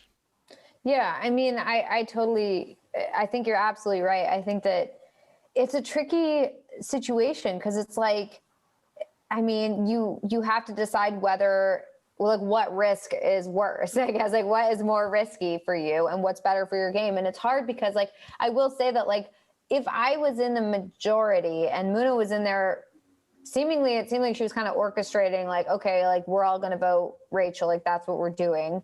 And then like went and voted in the minority on purpose. Like, I feel like I would feel kind of like, okay, so you kind of just set us all up and then went and did your own thing. And I think, like, maybe if she had, like, afterwards come and explained it to me, maybe I would feel better about it. But I do think that I would be a little, like, hurt by that. And maybe I would feel like I need to, you know, get her out. I don't know if she necessarily would be safe had she done that. Just because, I mean, possibly, who knows, like, she has a lot of people that she's working with, maybe that she would have been totally fine. But I do think that, like, if I was working with her and she went and did that, I would feel a little bit betrayed, because I would feel like, okay, so you've kind of like put me out there and just to like save yourself, thinking that we're all going to protect you, and you didn't tell us what your plan was. Like, you kind of just like threw us to the wolves. So I don't know. I don't know how it would have turned out, but I do think that, like, it's an interesting idea of, like, when do you throw it? When do you, you know, when do you vote? I don't know. It's a tough question. And I think that that's part of the appeal of Sequester, is that, like, every week, like, it's different. Like, you don't know what's the better move for you. Like Big Brother, it's like, okay, you vote with the majority, like, you're good. And Sequester, it's totally different. So it's hard for me because I am so not used to this type of strategy that, like, I'm still like applying the strategy of Big Brother to Sequester, and you can't do that. So I'm learning as we go that, like, certain things are good for you and certain things are bad for your game. And, like, the types of things that work really well on Big Brother don't necessarily work. And that's part of why it's difficult, I imagine, to show the loyalties and the groups, because part of the design of Sequester is that it's constantly forcing you to think as an individual and reevaluate the value of your relationships. And so, you know, every single round you're like, do I help my group or do I help me? Because that is a decision that you have to make every single round, and it forces you to be thinking about it constantly. And that's going to make you turn on people a lot faster because you're thinking about it a lot more. It's constant. It's a constant presence in your mind. And so it seems exhausting. Yeah. Like, it literally seems exhausting to play Sequester. Like, I don't know if I have it in me. Like, I need like fun social interaction to like make up for all the stress. Like, I feel like I would just be like constantly just like overthinking everything, and just like, I can't imagine those 7 days just must be like torture. Yeah, I was doing it for 6 hours. I was Right. like, one is enough. I'm good. Yeah, I know. It's like, I don't even know how you do it. I just like, and plus, like, even when you're like sleeping or eating or whatever, you're thinking about like, okay, well, what's my next move? Like, who do I trust? Who do I not trust? Like, am I saying the right things? Like, am I doing the right things? Like, oh my God. Sounds tough. So Spencer is the one that is. Oh, I did forget to mention, we were talking about Marcelo, that people were bringing up. People have they've proposed a theory that is Marcelo Enzo's foot stalker. Well, you know, he just got a pedicure. I mean, it's not that he just got a pedicure, right? Like, you know, people get pedicures, I imagine. It's that he was like, hey, see my Take pedicure? a look. See that? What do you think? You like that? It's very odd. Unless that's like an inside joke that I don't know. I don't think so. I mean, Okay. Oh, unless it's an inside joke you don't know too. You know, I mean, I would know. imagine. To me, it felt like she just asked for permission to vote him out, and I think he was trying to make her feel okay when he really wasn't fully okay. And so I think it was one of those moments where he's like trying to do something lighthearted. So he just had to like force like, what do you think of my feet? Is that like the first thing you go to? I feel like that wouldn't be my go-to, but you know. You know, sometimes you just have to try. Yeah. Just anything. Yeah, you know what? Put yourself out there. Yeah. Show your feet off a little. You never know. Never know what might happen. So Spencer's the one that gets voted out here. Brent is like, ah, I did it. And I can't clip Brent like half the time because he's swearing half the time. But Brent's very excited. I did like a slight rewatch of this as I was grabbing clips and such. And the first time I watched, it was like, yeah, this is Brent. This is exactly what I expected from Brent. He's acting like Brent. The second time I watched, I kind of like took a step back and I was like, okay, imagine I don't know Brent. I was like, it really is good character. Like, oh my gosh. He's a great character.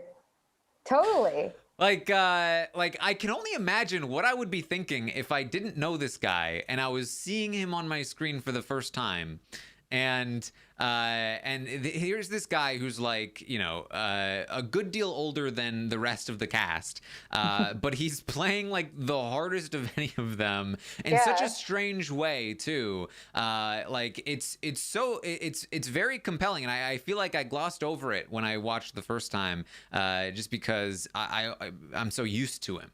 No, like, yeah, we know Brent as like the character, the person, whatever, but like Brent, I don't know. I guess we know who Brent is, so we're not surprised by Brent anymore, really. But like, I feel like if I didn't know Brent and I was just watching the show for the first time, I'd be like, this guy is a character.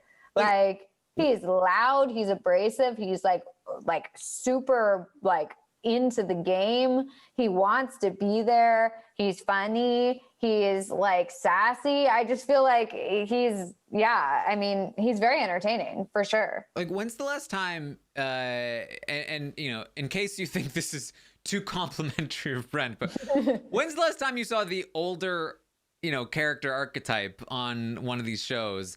Like, just like drop down, head in their hands, and like freak out, like, yes, I just survived this, yes. Like that is just not the kind of energy you see from this archetype.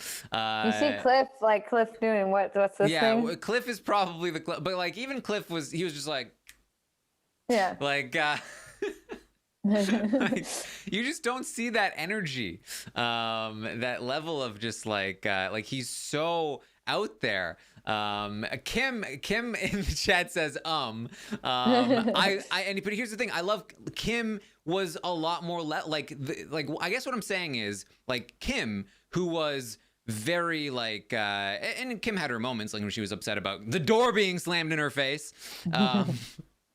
but like she had a more contained passion, right? Like Brent, he has no lid on the container. Like, it's been broken open ages ago, and he can't help but spill everywhere. And you know, normally you'd see someone with a little more self-control, and you know, it's an interesting combination. Taran's like, I'm afraid I'm getting too complimentary, so now I'm going to talk about the lack of control. Let me go the exact opposite from the compliments. I mean, it's all compliment, really. I mean, for TV, yeah. Yeah. You want good TV? Brent will give you good TV. I mean, I've gotten texts from people like, why isn't this guy on Big Brother? Like Big Brother players are like, why this guy should be on Big Brother? So Brent, very excited. Spencer is out. He's gonna call out 3 people now. There's something that I liked that Spencer did here, and then a lot of stuff I didn't like. The thing I liked was that he exposed 3 votes and then chose a 4th person. So he already knew he was going to choose Muna. He decides to reveal the votes of Josh, Billy, and Jacob. This is great because all 3 of those people voted for a different person. Josh voted for Brent. Billy voted for Marcelo, and Jacob voted for Spencer. And so, like, that information is out there now.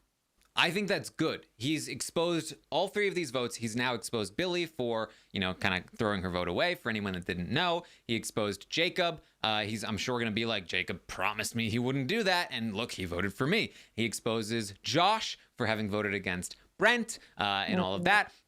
3 different directions, 3 different options for people to be mad at to kind of cause as much chaos as possible. Then picks a 4th person so that if he wins, that 4th person is gone. We don't need to expose their vote. There's this just redundant information at that point.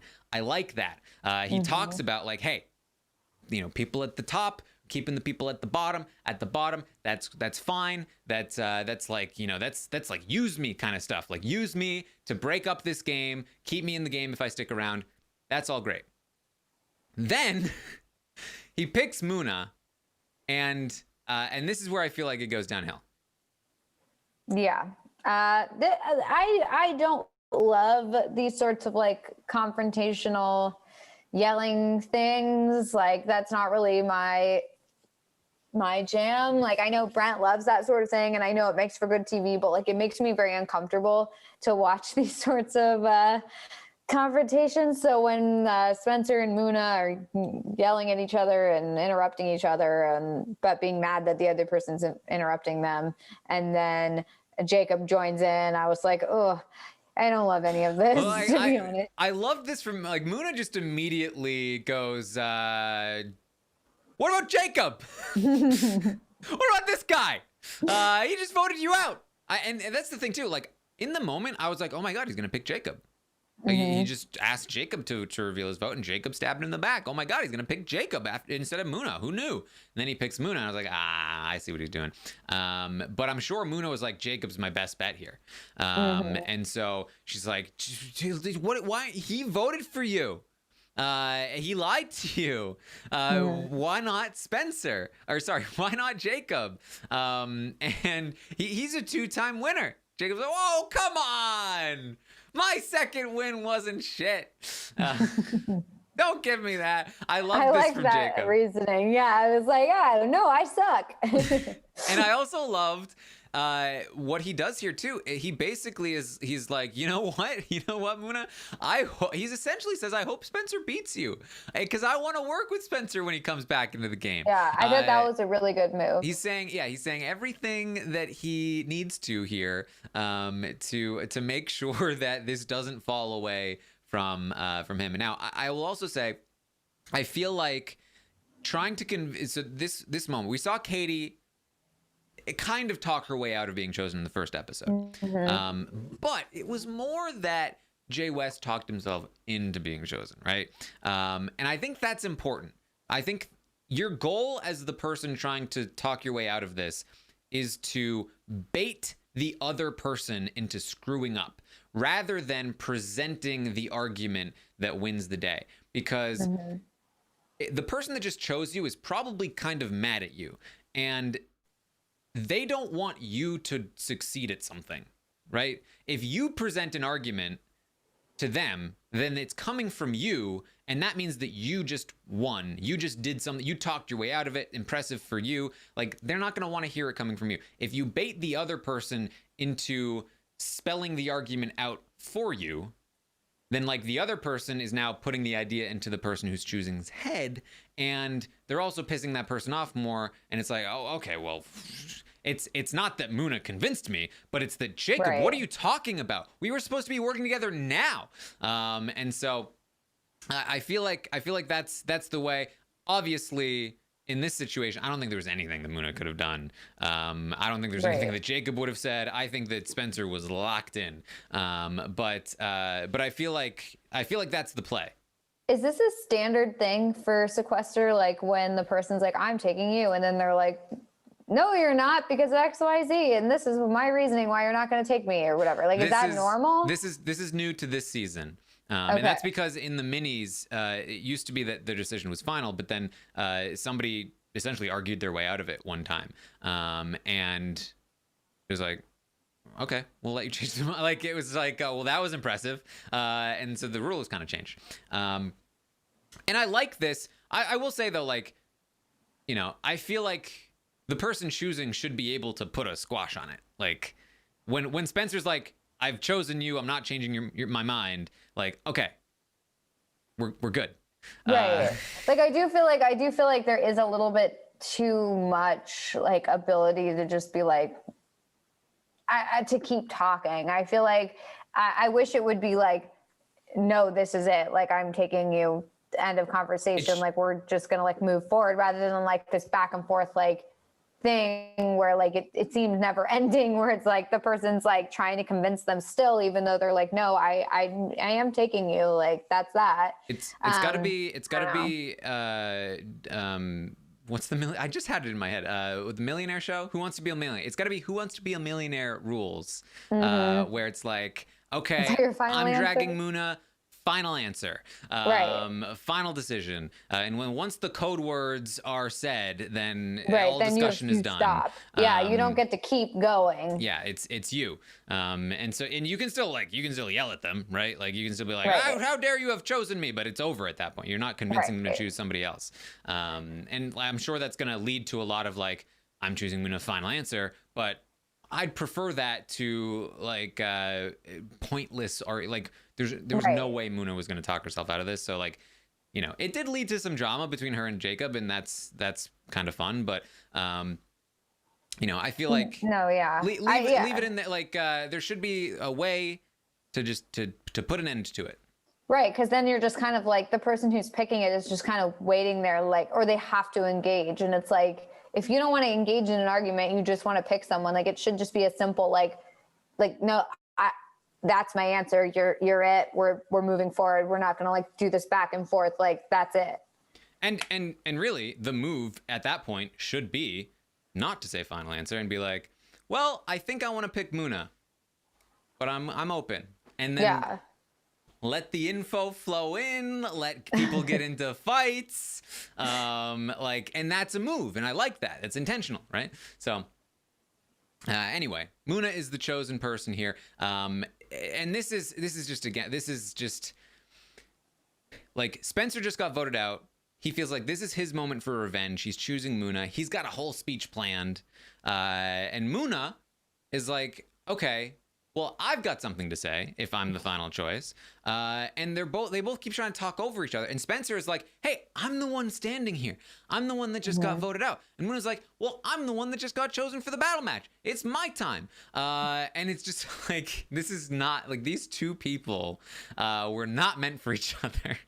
No, I feel like I wish there was more order to this situation. Like, I wish it was like, okay, like, the person says, like, I'm picking you because of X, Y, Z, like, gives their reasoning. Then the person gets a chance to like respond. Yeah, we need a moderator. Whether it's to try and argue, whether it's to try and argue or like just say like, well, I wish he wouldn't pick me or whatever. But like, it would be nice if it was like, okay, let him let whoever is picking get their reasoning out, then you can say something. So I mean, also, like, we don't know how it's edited, but like, the way it looked was that like, he was in the middle of talking and she's like, well, don't interrupt me.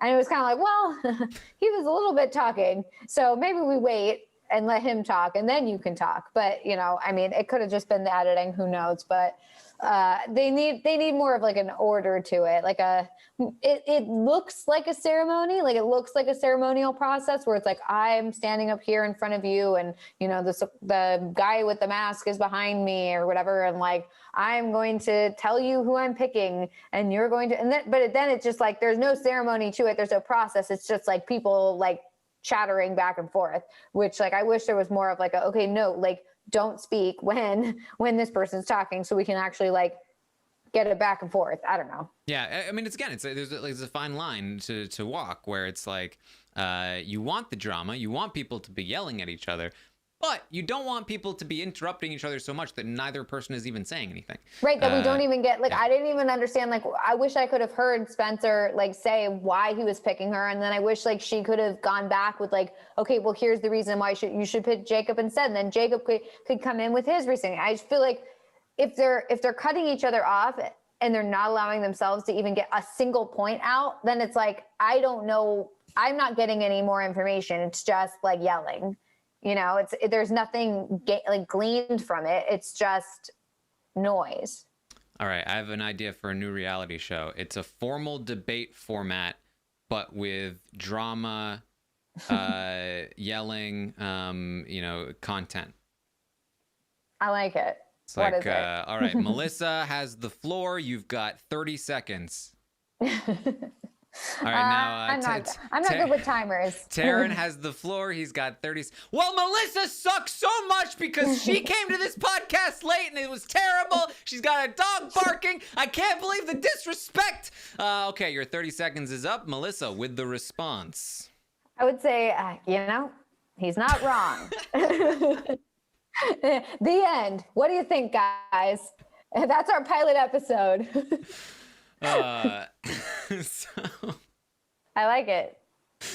All right, so we get to the battle match, and it's a memory game. It's a memory game. There are photos of the players from season 3, and you gotta. It's the matching game. You flip one over, then you flip another one over, and then you gotta clear the board by solving all the matches or whatever. I don't know what it's called. And so I think this is a great format for a challenge because it should be easy to follow. I didn't love the way that it was presented though, because it didn't end up being easy to follow. Right. Like the format is great because you can play at home. I was keeping track of which one was where. I was like, he's gonna get this one, and like that's fun, right? I think the problem here was that it was hard to see. They were like, I don't know what kind of filter was on the faces, but like I didn't even know who was who.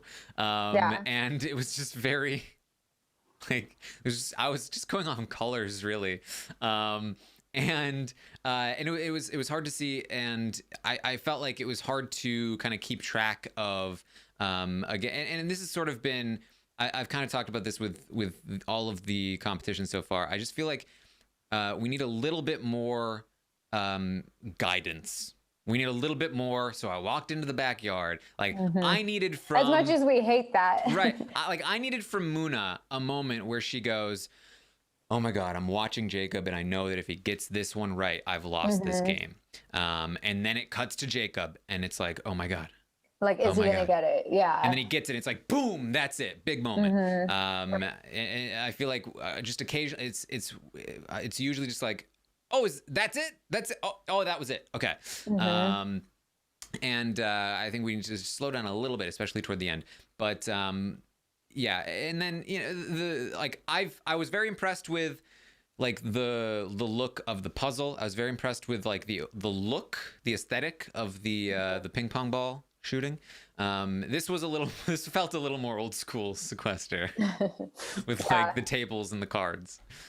Yeah, they definitely needed bigger tables or smaller cards. I guess not smaller cards because then we wouldn't really be able to see it, but definitely bigger tables or something, because I did feel like they had to kind of like slide the cards out so they didn't like flip over the others. And it was a little like... Lucy says like vertical boards, something like something that like we would be able to see it a little better. Like that's a good point. Like especially if they were like, I mean, I saw in the comments that they were using one camera, like going between the two. Like I don't know if that's true if they didn't have two cameras, but like if they only had one camera, like having them both up right there on board so you could see them at the same time and be like, okay, this card's here, this card's here. Okay, they're flipping them like that. This one has more, this one has less, whatever. Then you could compare them at the same time, like straight up and down, and kind of see them running around versus like just on a flat surface. And I think also just again like slowing it down a little bit, like again having Muna watch Spencer do his things. Like she knows where she put those things, or maybe she doesn't. Maybe she doesn't remember. But it would be fun if she did, right? And she's like, "Oh crap, he's gonna choose that one," or just even like having her watch him in general. Like when she says, "I was so in my own thing that I didn't even realize he had beat me." It's like, well, we want to see the. I mean, we want to see the panic, right? We want to see the drama there. Yeah, it's like as much as we hate when they feed lines to people in the DR and say like, okay, well say like, oh, I just needed one more and then I would win. Like, and it's like, we're sitting there like, yeah, we get that. It does help with the narrative. Like it does help when the person's in the DR saying like, oh, I was looking over and it was so close and I was so nervous. And then you cut to them watching them and they're nervous, and then you're like, oh man, what's going to happen? I just feel like it does add to the narrative. I mean, yeah, it is like a little like dumb. I get like it kind of dumbs it down maybe a little, but like, I don't know, sometimes I need that like dumb sort of thing, especially when I'm like a new viewer. I think that like probably a lot of people who have been watching Sequester for a while or watching the minis or whatever, like, and are very versed in these things and are very versed in these people, like, they don't need that sort of thing. But like, as a viewer who like isn't super versed in everything, like it is helpful. And I think that that's part of the problem with Big Brother is like, we critique that sort of stuff all the time because we're not new viewers and we see this stuff literally every season and literally every single challenge. Yeah, no, totally. They do go too far, but I do think that like a little bit of that is helpful. Yes, 100%. I think that's really the story of these shows is that like, I think Amazing Race is one that I point to all the time where it's like they have gone so far in the direction of just like snappiness. Like there's so many cuts in The Amazing Race.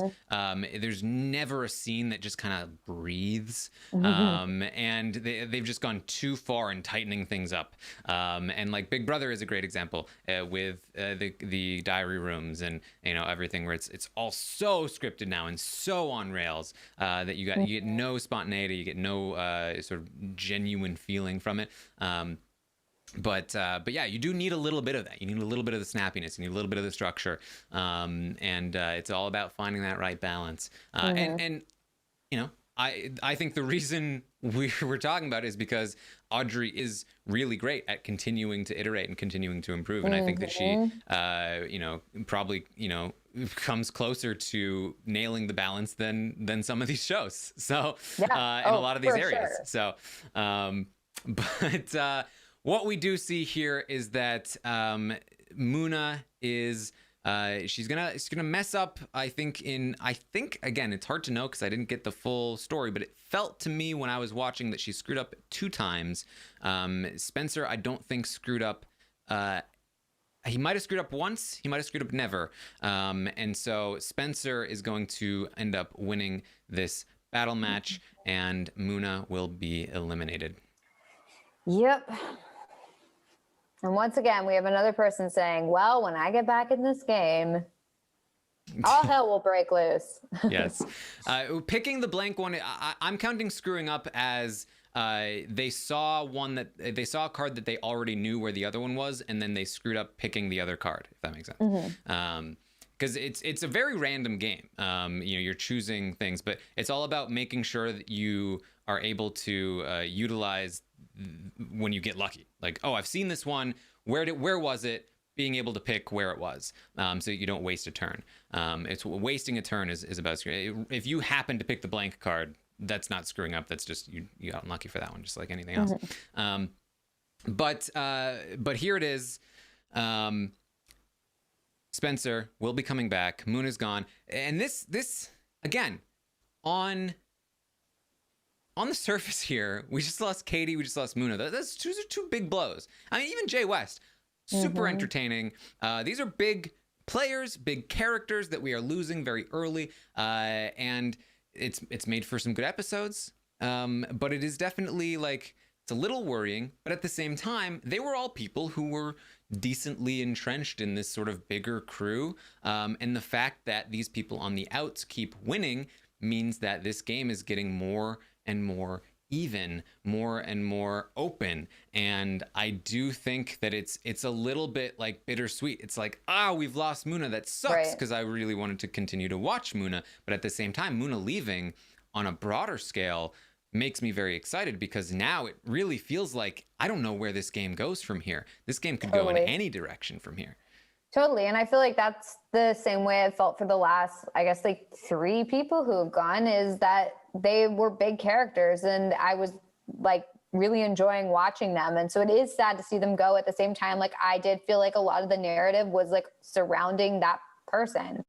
So like when Katie was gone or whatever, like I did feel like the narrative was really around her. So I thought like, okay, she's the star or whatever, if we're going to use Brent's language, and then Muna, this episode, I was like, oh, Muna's the star, and then Muna's gone. And so I do feel like I don't love the fact, obviously, that like a star like personality is gone. However, like now I do feel like it kind of opens up the narrative, and we don't know who's going to be the new star. So yeah, you know, I do think that it's going to make for an interesting rest of the game, especially if they end up having to like battle each other to get back in. Who knows?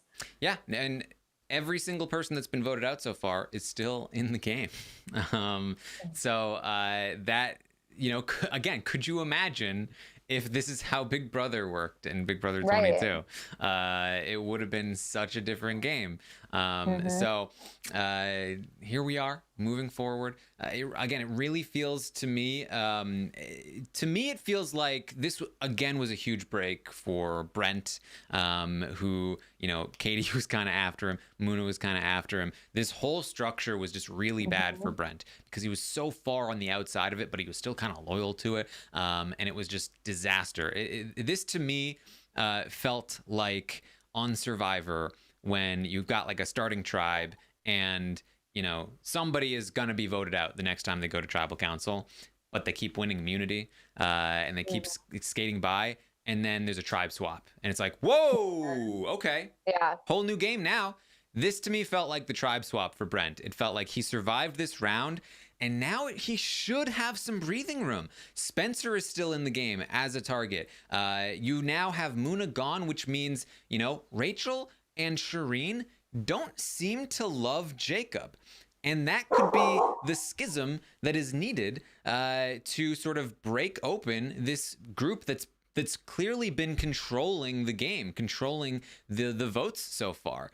And so, like, this could really go anywhere. Obviously, Spencer still feels good about Brent. Brendan is probably going to stick with Jacob, but Jacob may need more numbers. He might not be able to afford targeting somebody like Brent at the moment. It's not necessarily good for Brent, but I think it provides Brent a second chance and another opportunity to like get in a better spot.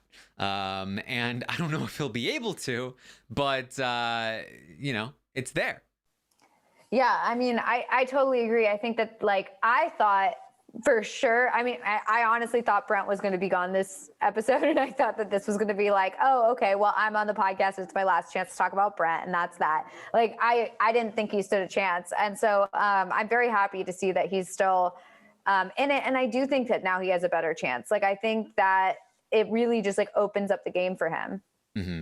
And on top of that, like the person who may be his closest ally at this point, Spencer, is also, I think, a great person to go to the final two with now.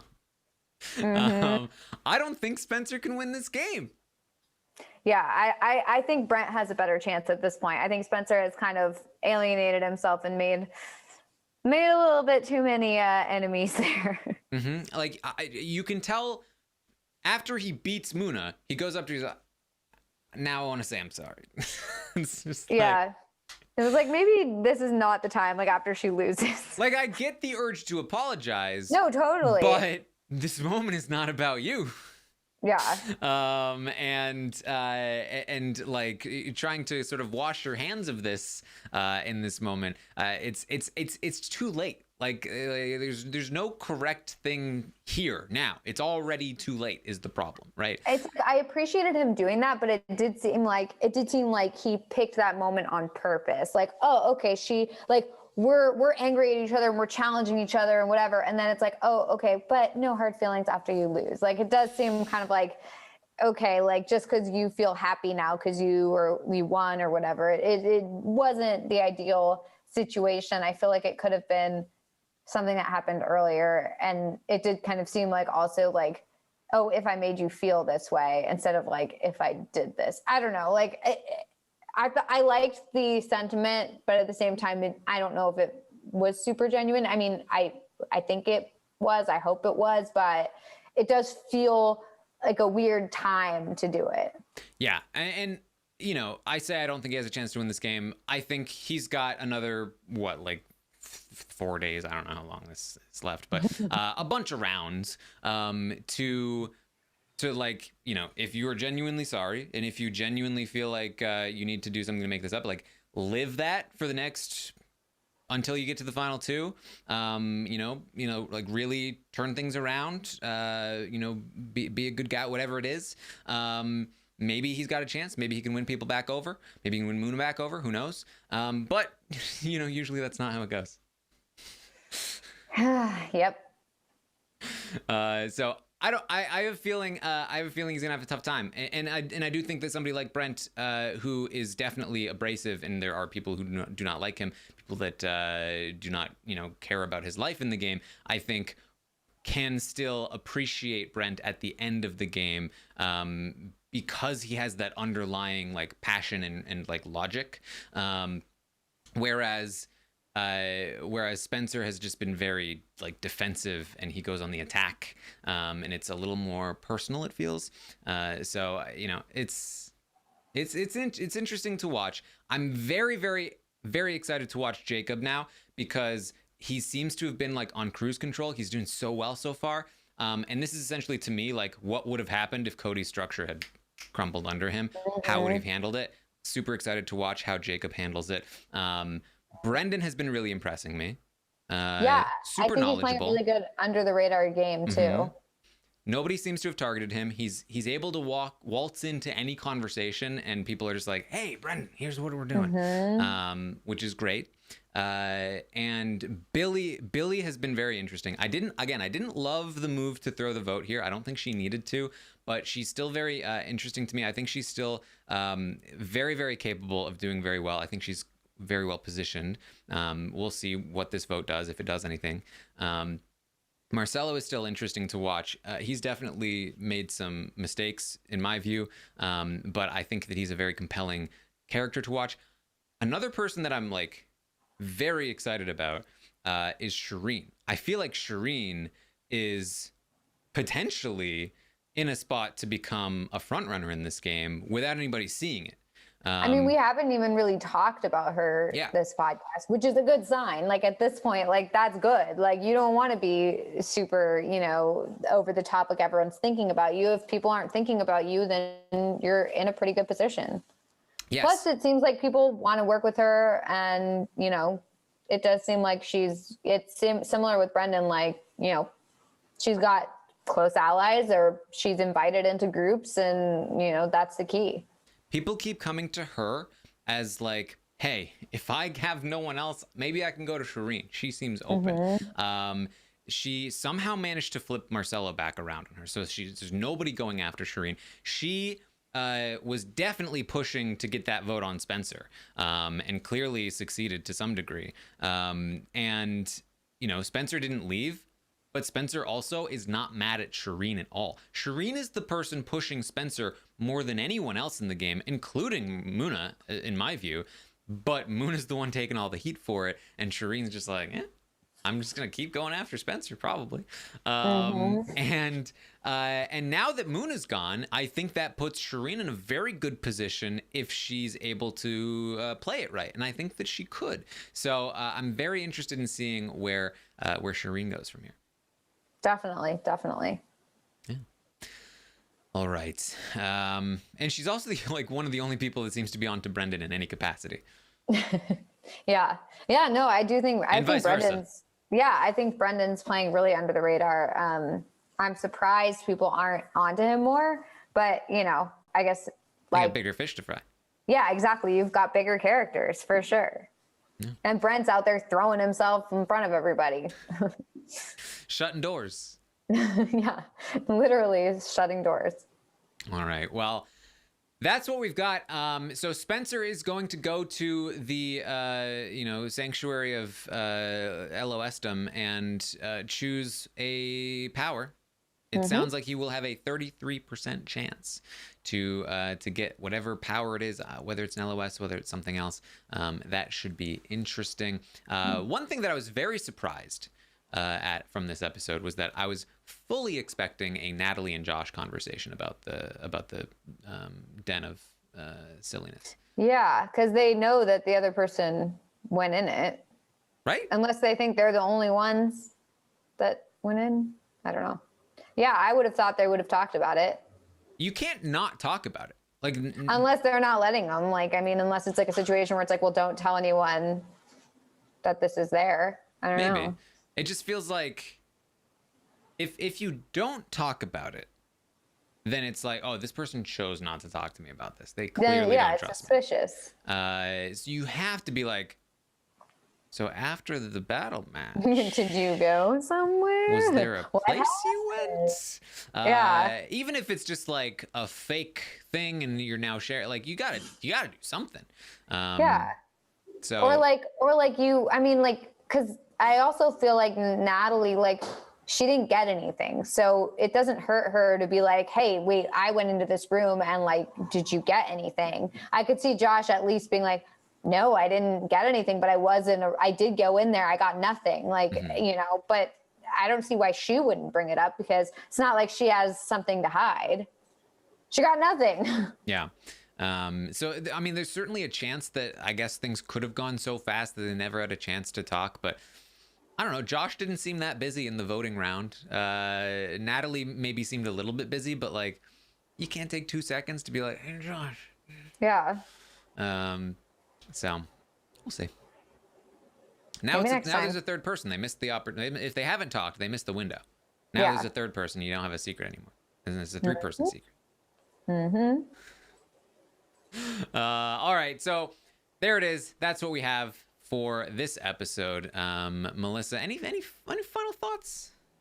I'm really enjoying watching it. It's been very fun watching Brent, especially, obviously, because, you know, he talks a big game. So it's nice to see him try and, you know, walk the walk. So I've very much enjoyed seeing Brent on Sequester. And not only that, I very much enjoyed watching Sequester for the first time. So I'm excited to see where the show goes. I mean, this is my first time, so I have no idea what to expect. And so every week is new to me, and it's been great. There's a lot of fun characters, and I love how passionate everyone is about playing. And so it's really fun. It's been good. Yes. All right.